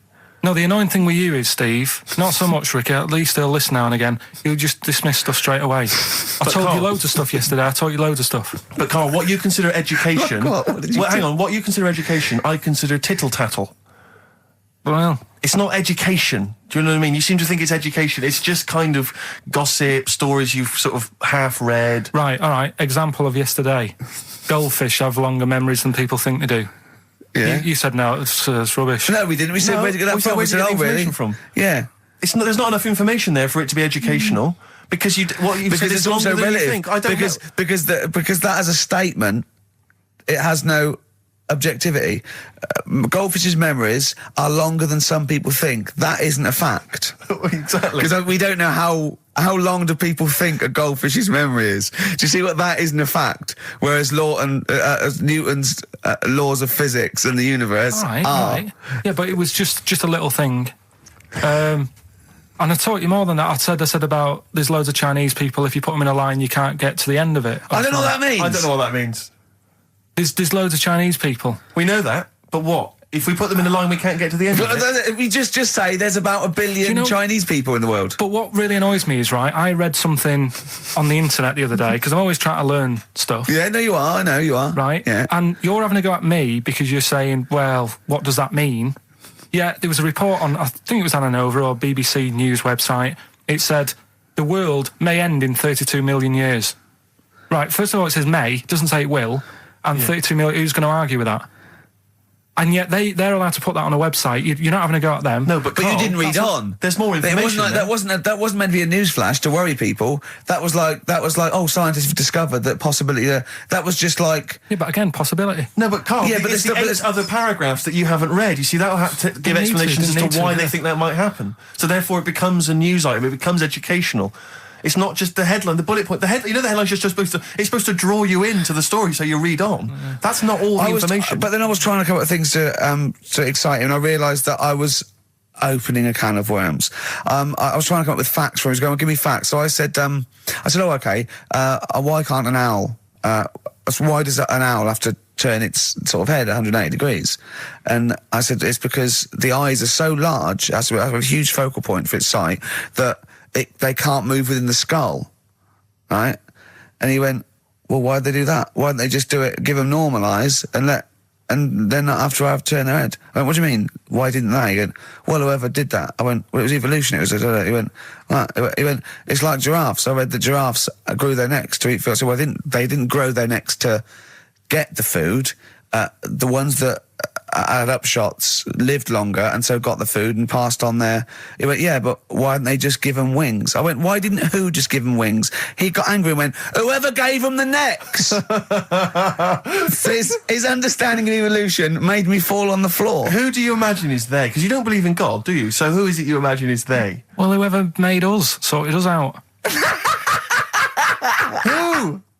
I don't know, it just happens, doesn't it? Yeah, exactly. Well, there's no will to evolution. It's natural selection, I isn't still it? don't get it, though. We talked about an hour, didn't we? I know. Yeah, but to be fair, I I watched as Ricky tried to give you actually what was quite a concise and educated version of evolution. He tried to explain it to you, and I have never seen a person lose interest quicker. But I tried to use actual fact, then I tried to use metaphor and analogy, then I showed you some computer programs to show what biofeedback is and everything. I tried all these things, and Steve's right. You were looking out the window. Have you ever spoken, Carl, to someone who's got Alzheimer's disease? And you try to explain who you are, and they're listening, and then that's what you're like. It's extraordinary. But listen, seriously, I went home, I found this book, I found a couple of facts which I think are more up your street. Evolution, a little bit complicated, a little bit big. But this one, I think we may have mentioned it before, I think you'll like this. This is from a book of facts and trivia. The Egyptians trained baboons to wait on tables. That's interesting to you, isn't it? Yeah, that's pretty good. Yeah. Have you got any more there? I'll see if I can find Oh, he's interested. Yeah. Can get the staff. That did happen, You pay peanuts, definitely happened, you get yeah. monkeys. And then what did they go off and do after that? Well, it doesn't say. So I this is love it. the fact that he thinks, right, okay, so in his mind, it's now the monkey going, it's 5:30, I'm off, you know I was going early today, and they go off maybe dancing or something, or they come in late. No, I assumed what you meant there is that was their first career move. And Yeah, then they well, went they- on. It's like actors waiting to be discovered. Play a record. Just one more before you play a record. Go on, then. You'll like this. Peter the Great. You ever heard of Peter the Great? No. Okay, well anyway, Peter the Great had his wife's lover executed. You'll love this, Carl. Right, so his wife had a lover, he had him executed, and he put his head into a jar of alcohol, and his wife had to keep it in her bedroom. Do you understand? That's every time every morning she'd wake up, and there was her lover's head in a jar. Who took his head off? He took his own head off. Play a record. Play a record. She had a lover, and never mind. Never mind. It couldn't be any more concise. Mad World on XFM. We just had a text, Rick, from Andrew Barnes. He says he watched the same documentary, it would appear, as Carl did in the week. And he says here, just to clarify, the leech nose man got it up there when drinking from a muddy stream. And he goes on, one can only imagine the frightenedness he experienced. Oh, Carl. Explain to him once more what happened with Peter the Great. All right, so we've got Peter the Great. Yeah. Okay. And his wife had a lover. That's on the another side. man. Another man. Not Peter the Great. She was having an affair with someone else. Right. And Peter the Great, he found out about that. Okay. Yeah. So he sliced off this bloke's head. He killed him. He executed him. Right. You with me so far?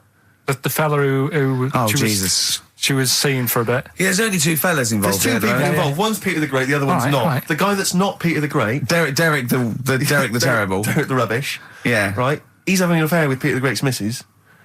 So Peter the Great slices off his head, puts it inside a jar of alcohol to preserve it, and puts it in his wife's bedroom. So every morning she wakes up, she sees her dead lover's head. You'd have thought he wouldn't have wanted to remember, wouldn't you? Oh. Best bury the head so she don't remember. Well, it was a reminder so as not to put it about. And did it work? Oh, I don't know. I love that. Again, that to me is an amazing thing to do. And you go, did it work? I mean, you've got quite an interesting mind, actually. I mean, you are, in some ways, really, really bright and intelligent. I love the way you think. You're one of the cleverest blokes in some ways that I know. Hello, it says I've got common sense. Well, Yeah. And that's more important than knowing about, But it's what you really you. It's like you follow the subplot, which is quite an interesting thing. Do you know what I mean? It's like you tell you a story, you'll always pick up on something that I didn't even think was an important bit.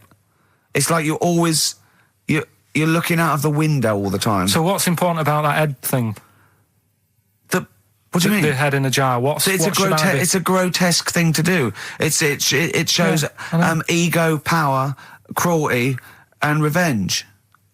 although I think it probably did work because he is called Peter the Great. Yeah. So you'd assume he got it right. Yeah. I don't see how you can query that. That's the sort of facts you give us. You see now, you're on the other side of the fence, and you've got questions just like we've always got questions. No, but in Carl's thing, it would have been, turns out, some weird happened, right? And he was still alive. Yeah. And so she was still having sex with body. And his head was watching. Yeah. And Peter the Great didn't even know. See how he's perked up? I understand what you're saying. Now, I've learned some other stuff, so I'll see if I can, educate you a bit before 3. But I want to know, to see what, I'll tell you what education I want. I want to know what sort of things I can buy this weekend. Butt plugs. No. Have you got any adverts? Oh, yeah. XFM. It's My Life in No Doubt on XFM, their version of the Talk Love it. song. Love it. You've enjoyed that, Rick? Yeah, on XFM 104.9. Right, Carl. This is where he shines. This is what Carl gets Mondays off for. Yeah. Okay, Carl, what is it? You want to explain this? It's the bit when I'm in a film and sort of edit me into it, so I'm like an actor in a major film. Yeah. We've done Kes, we've done One Flew Over the Cuckoo's Nest, Shining, stuff like that. Mm-hmm. This week, it's A Few Good Men. Brilliant Okay. film. Brilliant film. With Jack Nicholson and that. Yeah. So you listen to this, and we'll give the question later on, probably. Let's give it after this. All right. Yeah, we'll give it after we've heard the clip. I haven't really got one sorted, but I'll think of one whilst it's on. So have a listen to this, take everything in, and then the question at the end. So it's a scene where it's the court case. Yeah. All right? All right. All rise. Call your witness. Yeah, he's just coming now. All right, Jack. Colonel, What? I'd appreciate if he would address me as Colonel or Sir. I believe I've earned it. Defense counsel will address the witness as Colonel or Sir. All right. All right, Colonel. Bit smart today with all the army stuff on. You ever served in an infantry unit, son? Nah. Brother did. He was in the army. He got kicked out though because he went for a packet of fags in a tank. Weird that, isn't it? No, it's not. It's tragic. I wouldn't say it's tragic. I'll show you something tragic. I always carry this book around with me. I always show it to people. It's got like the top 50 weird people in the world in it, right? It's all sorts of weird stuff in it. Look at this one here. It's a fella, right? He's got 2 heads. And the weird thing is, right, is the top 50 weird people in the world. He's at number 50, he's got 2 heads. Right? Makes you wonder what's going to be at number 1, doesn't it? Are these really the questions that I was called here to answer? No, but look at it. Imagine if you were his mate. You wouldn't get a word in edgeways, would you? If you Maybe he didn't have any friends. Probably right, they say, don't they? They say 2's company, 3's a crowd. So, Please tell me that you have something more, Lieutenant. yeah, I got loads more. For this fella at number 36, look at him. 3 legs. Little fella with 3 legs, right? Guess what his job is? My answer is I don't have the first damn clue. Well, I'll tell you. He's a juggler.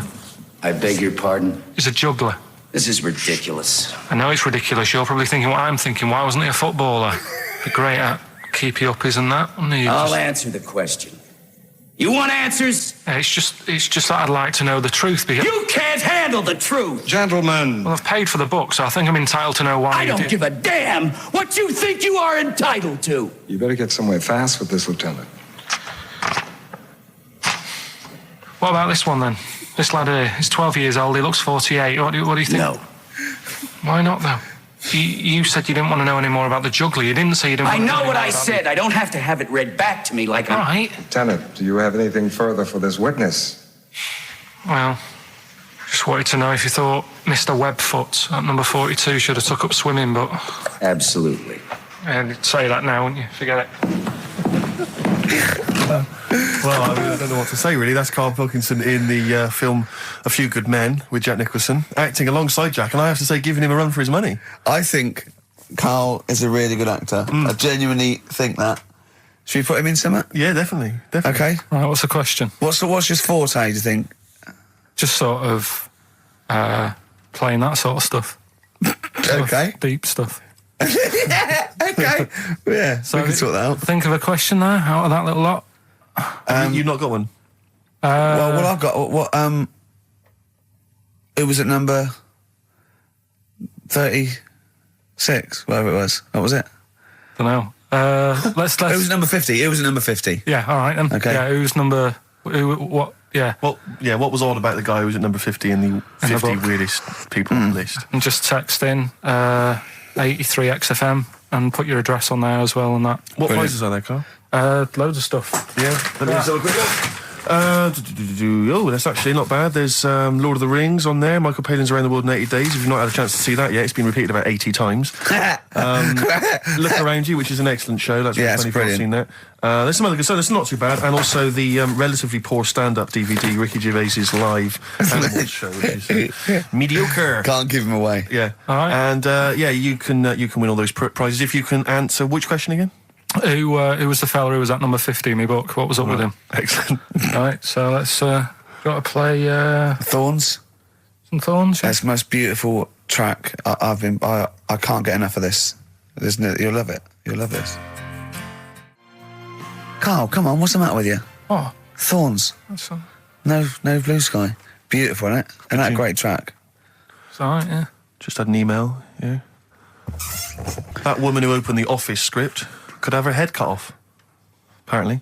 When a letter is posted, it becomes the property of the Queen until it reaches the person it was meant for. By opening it, she's committed treason and could be killed. I don't know if you're familiar with this story, Carl, are you? Go on. Apparently, some copies of the Office Christmas specials, scripts, got sent to the wrong address, some woman, and... I don't know what you do in that situation. Normally, if I get mail that's not addressed to me, I just give it to the postman or put it back in the postbox. Radio 1 tried to speak to her, but apparently she's got a gagging order, which makes us think that she sold it to the Sunday. So we'll read it. We'll read the plot of The Office tomorrow in the Sunday papers, which ruin it for some people. Ruin it for a lot of people, yeah. But the other thing is...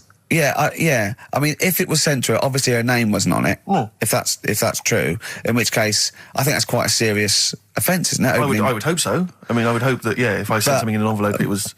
But the BBC, the BBC thinks that because the person they said it was meant to be sent to got his, he thinks maybe that's an excuse. Maybe someone gave her the script and said, don't say it came from me. Yeah. So...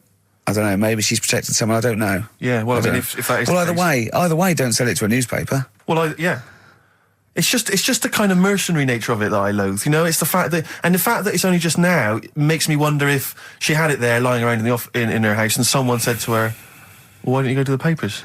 Yeah. Try and flog it. But I just don't think she's going to get a lot for it, because people are going to see it soon. It's not like it's the Hitler Diaries. Well, they're not very well written. But, I mean... I don't know. I tell you what I'm frustrated by is just the fact that it's like we've worked hard to give people some kind of pleasure for this Christmas, because a lot of people are very depressed, Rick, very low at this time of year. They've not got what they wanted. But we're trying to cheer them up, give them a bit of happiness. Yeah, but I think she'll be happy if she gets a lot of money. True.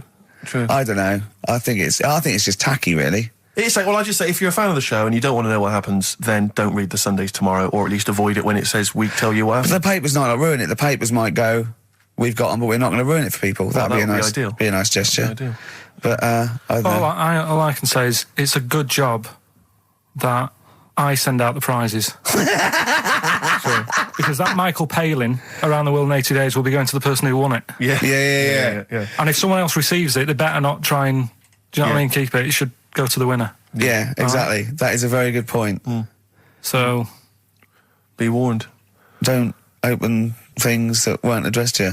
Yeah. I did Pandora's that time, box. There's some sort of lesson there. Yeah. What happened? All the evils of the world, wasn't it? Pretty much. What? Yeah. Oh, don't try and explain brilliant. it to Carl. No, Pandora's box. Go on.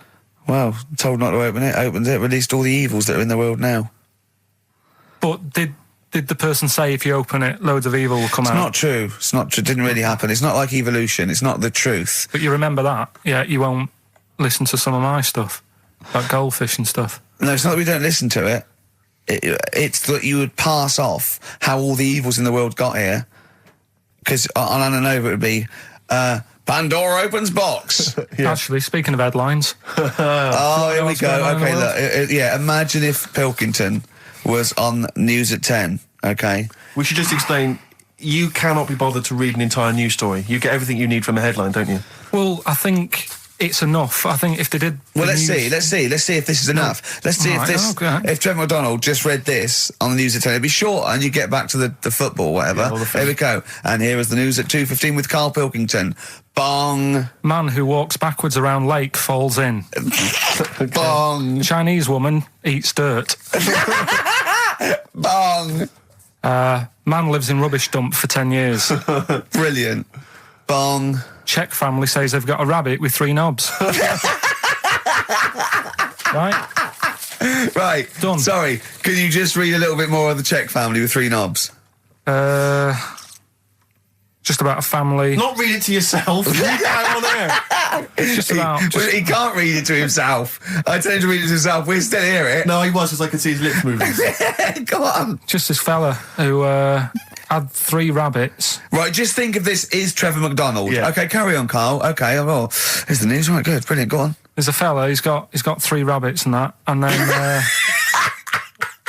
he checks them out, right? Yeah. 2 of the rabbits have got 2 knobs each. Right. And he goes, that's a bit weird, isn't it? Sure. And they're throwing them around, sort of chucking, showing them around the family and stuff, saying, look at that, that's weird. Picks up the 3rd one, it's got 3. Yeah. So they ate the 2 with 2 because they thought they best keep the 3rd one because a little bit lucky in that. Yeah.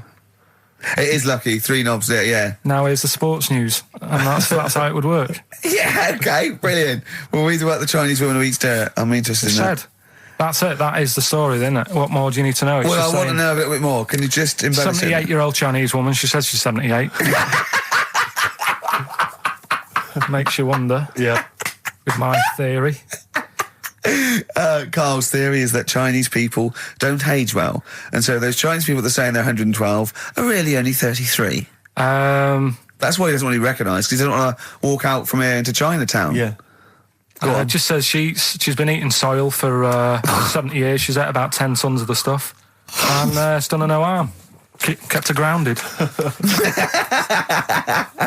It's probably all right for you, isn't it? Because it passes through, doesn't it? Yeah. Well, they say, don't they, if you're having a kid, let it play in soil and that, because... Well, that's to get it immune, yeah, to get it, yeah. But lots of, like, things with sort of birds and reptiles sometimes swallow soil and stones because it grinds up stuff, breaks down cellulose for them. Doesn't do you any harm. All right, then. One more fact from this book for you, Carl.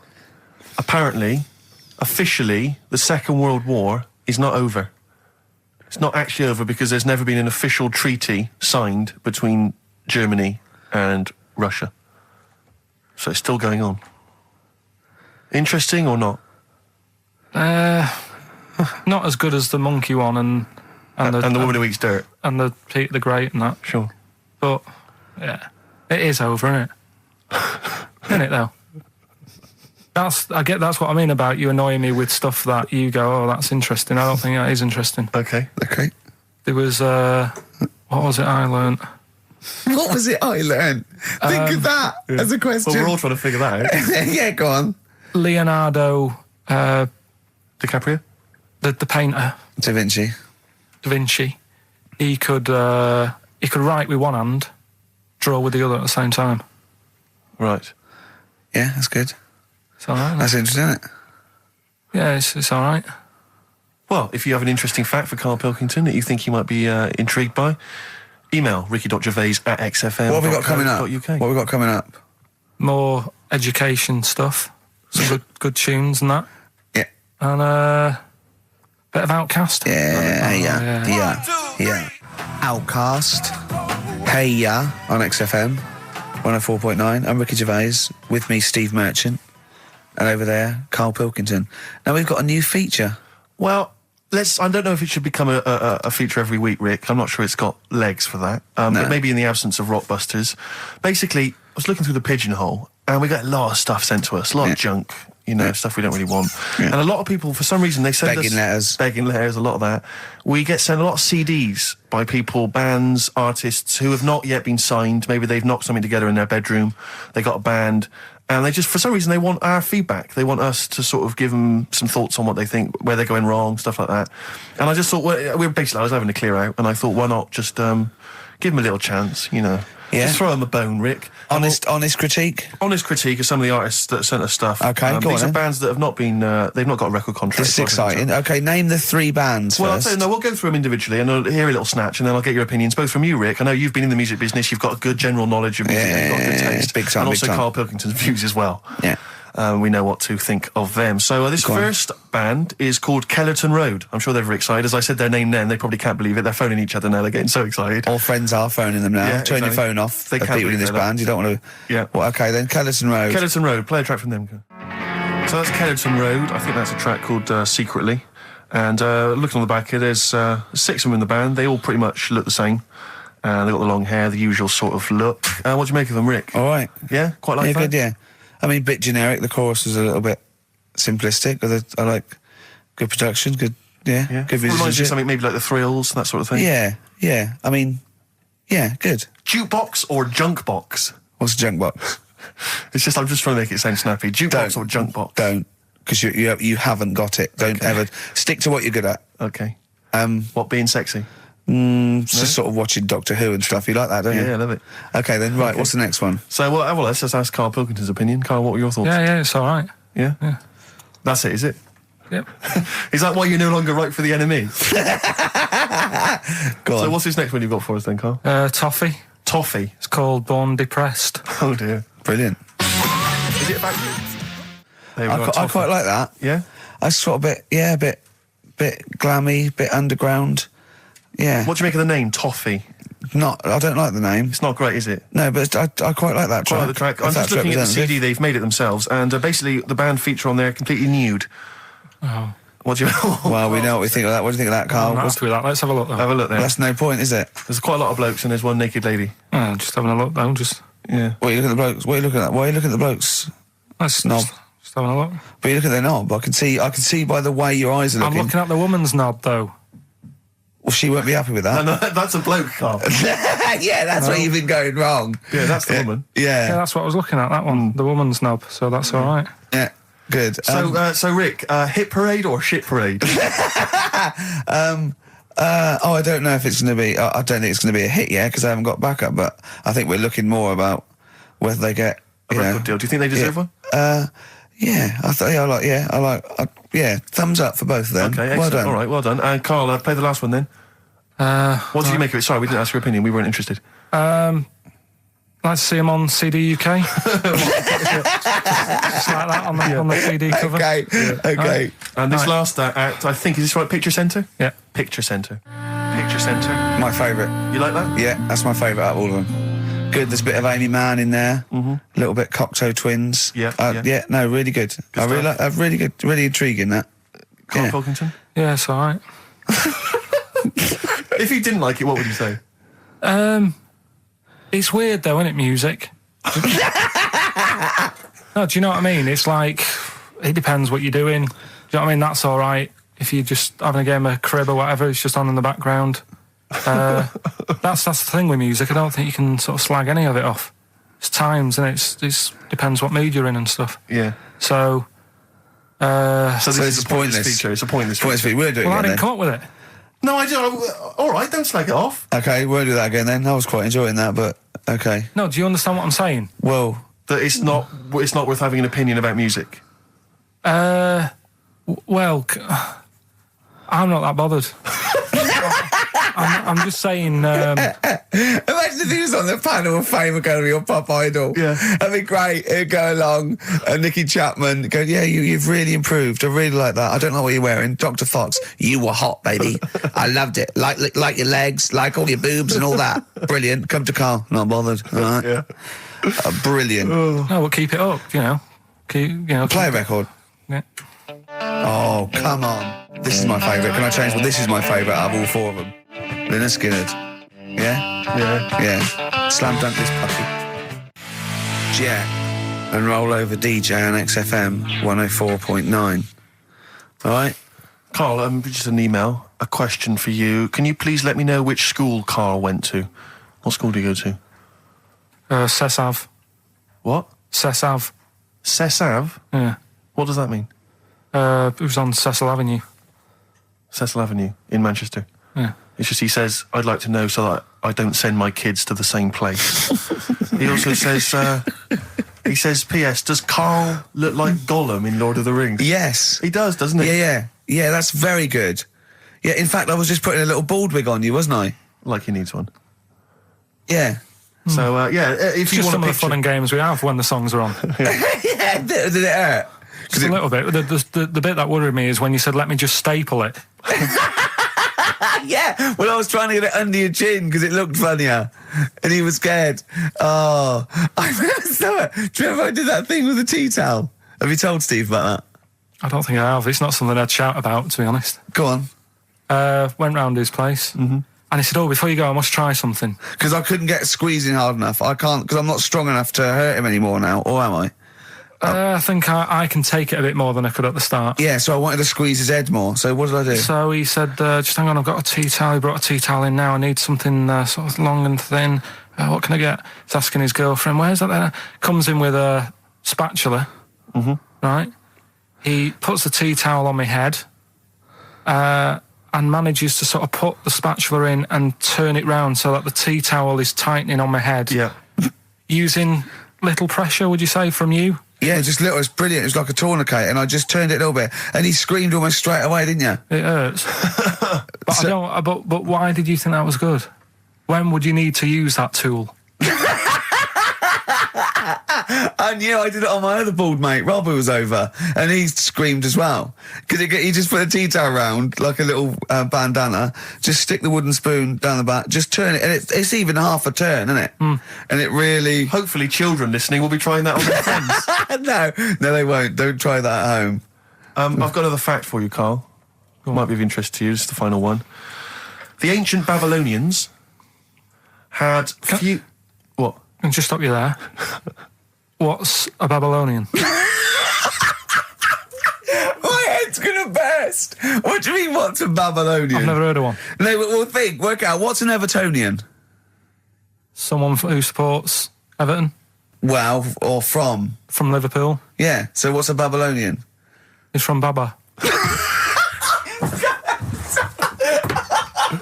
Yeah, well, anyway, some people from Baba, ancient Baba, they didn't have very many doctors in those days, all right? Because they felt that illnesses should be left to the wisdom of the public, right? So if you were sick, okay, you were placed in the city centre, right? And then a passerby... Outside Baba. Outside Baba. And a passerby who had suffered from the same ailment or who had seen it treated in the past, they would pass by, they would give them advice on how to be cured. Do you understand? So there'd be no doctors, just people passing by would see, they'd say, what's wrong with you? And they'd say, well, blah, blah, blah, I've had the same thing, here's some advice. And pedestrians were forbidden to pass such an individual without inquiring about the complaint and prescribing for it if they knew how to. So hang on, so there's someone ill. Yeah. It's outside the town hall. Yeah.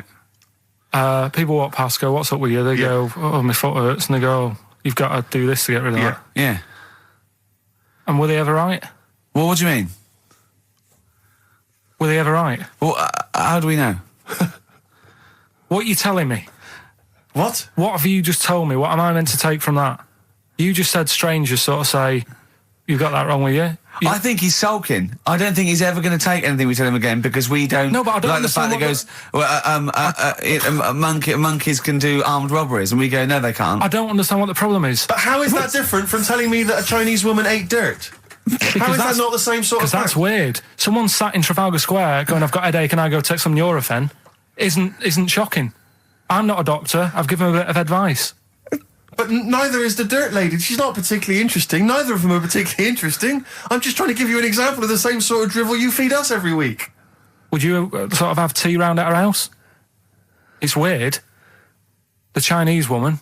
Right, so it's weird. Okay, now we're getting somewhere. It's weirdness that you're interested in. See, I thought that you were actually interested in sort of interesting sort of stuff. But if it's weird, it helps. If it's weird, it helps. Yeah, I mean, it doesn't have to be major news. The other day there was something about this fella who, I think he wanted to be an actor, right? And he was trying all his life to be an actor.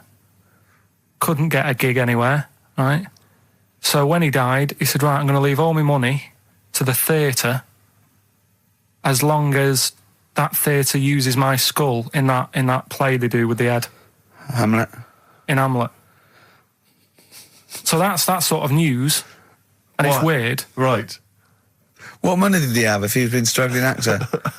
He had some money in that. What did he do? I don't know. Oh, that's what I'm interested in, what he did. Yeah, that's what me and Steve. Yeah, that's what me and Steve are interested in, what he did, how he earned his money.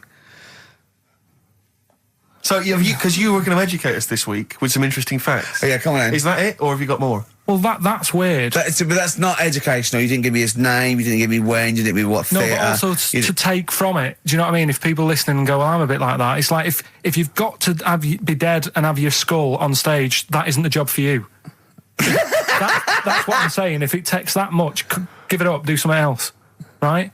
What else have I taught you? I don't know. You haven't taught us, so you've never taught me anything. See, we'll just have to sort of... What, agree to disagree? Right. I don't know what you can sort of learn from this. Go on then. 7-Up, the drink. Yeah. Right. We're actually on air now, aren't we? Yeah, this is right, it. Okay. This is it, baby. This is a radio show that we're paid Forget for. that then, forget. No, come on, 7-Up. It's not really... Not It's not, important. it's not interesting or important. Go on, come on then. Come on. The little red dot, that's above the 7 on the can. Do you know, it says 7 up and there's a little red dot. Yeah. That red dot's there because the creator of it was an albino and he had red eyes. And he had that little thing there as his little trademark. Is that true? It's true. That's quite interesting. Right then. So that's what I'm saying. It's not that important, but it's interesting. If it's true, that's interesting. It isn't. It's true and it's interesting. Okay, that's good. You know, Coke used to contain real cocaine. So Well, they used to be medicines, didn't they? Tonics, yeah. No, they were medicines. I read that tomato ketchup and Coca-Cola started off as medicines. Probably not a medicine, probably more of a tonic, because it probably a pick-me-up, wasn't it? If I had Coke in it and caffeine and sugar, and same as ketchup, probably lots of vitamin C and lots of sugar, it was probably more of a tonic. It wasn't really a medicine. They didn't say, cancer, have this on your chips. It's some HP. Wasn't a medicine, it was... Well, it was, kind of. All right, okay, let's agree to disagree on that particular one. Okay, all right, yeah. Is that it, Carl? What else? Because you've Any been other educated facts? this week. You've given us the 7-Up thing, okay. I've told you about the goldfish. Not really, but yeah. You didn't tell us anything about goldfish. This is your fact, right? You know what? Goldfish might have longer memories than some people think. That's not a fact. That under no circumstances would imagine Magnus Magnuson saying, what animals might have longer memories than most people think? This is goldfish, correct? Imagine that as a question. How is that a fact? If you ever have children and you can educate them with this kind of drivel, is this how you're going to raise your kids? So their minds just pumped full of That'd this be my rubbish? job. I'd keep them interested with stuff like that. Right. Yeah. Suzanne does the proper stuff. Yeah. So you agree there is some proper stuff? Yeah, but I wouldn't make him do it. I'd just sort of leave the book there, and then if he read it, I'd go, that's good. That is... What book would you think? What, the 50th freakiest people ever to be born? Give him that to start with. What would you tell me your favourite was? The little fella who's playing the keyboard? That or the three-legged fella. Yeah, okay. So he's learnt that. That's the first day at school. What would you teach him the second day at school? I don't know, because... Why do owls have to turn 180 degrees to look the other way? Because they've got big eyes. Yeah, and what's that mean? What do you mean, what's it mean? Can I just... I don't think you should have children. Well, Suzanne's always saying, she'd like to hear tiny feet running around the flat. Stuff. I just said, let's get a little midget cleaner. Right, haven't got long. We better give the winner. We got monkey news coming up. We haven't really got any monkey news. What do you mean? What do you mean? There's nothing going on, seriously. What do you mean? The last few weeks I've kept telling you. No. Right. This really annoys me when you say there's nothing going on, because you call it monkey news, but it's not monkey news. You have stories, dubious stories. But shut up a minute. About it's always chimps, which annoys me. You call it monkey because they're apes, right? And it's often from the 18th century, so it's not news anyway. So don't tell me there's no monkey news what I'm this saying week. is, if there's monkey news worth doing, I'll know about it. And there isn't anything, so let's leave it. Right, okay, you are going to give me some monkey news, I'm telling you, you are going to give me some monkey news, or we're not leaving. Right, well, my mum sent me some. Right. I got a little letter from her doing the usual sort of stuff, telling me what she's been up to and that. It was a little thing about somewhere in Lincolnshire or something. Right, good. Do a bit of monkey throwing. Oh, God, what do you mean? Because some fella got attacked by one once. And sort of to remember him, on this certain day, they go, oh, it was today, wasn't it? And that fella got attacked by a little monkey and that. And something about chucking monkeys about. That's horrible. I don't know if they're real. I think it's just like to remember. All right. But that's the only sort of stuff that's knocking about out there. But it's not, that's not I've got my mum and dad on it, looking all the time for stuff. There must be more monkey news than that. There isn't nothing. I mean, there's bits and pieces. There was a bit about Donna Rare, how when she has a kid, she's going to let a gorilla look after it for a week or something. But apart from that, it's dead out there. Well, I don't know what that means. She's well, that's it. Apparently, well, it's not true. She's not going to let a gorilla look after a child. No, it is. Apparently, a fella works with them or something, and this is rubbish. It's not rubbish. How can she let a gorilla look after a baby for a week? Well, forget it. Sorry, have you ever heard her speak? Can I just give you a little fact here? Someone's emailed in for you, Carl. They've sent an interesting fact for you. I think you're going to be interested in this. Don't read it on the email. Let me read it for you. I think you'll be excited. An interesting fact from Carl. That's from Toby.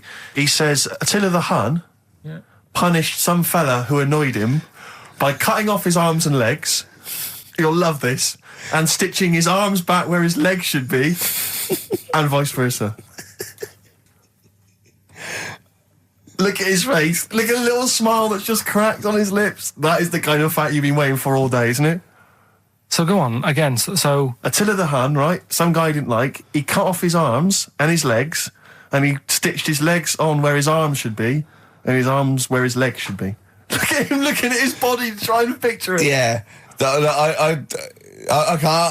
let it sink in for a little while, then I'll ruin it for him. Carl, what are you thinking?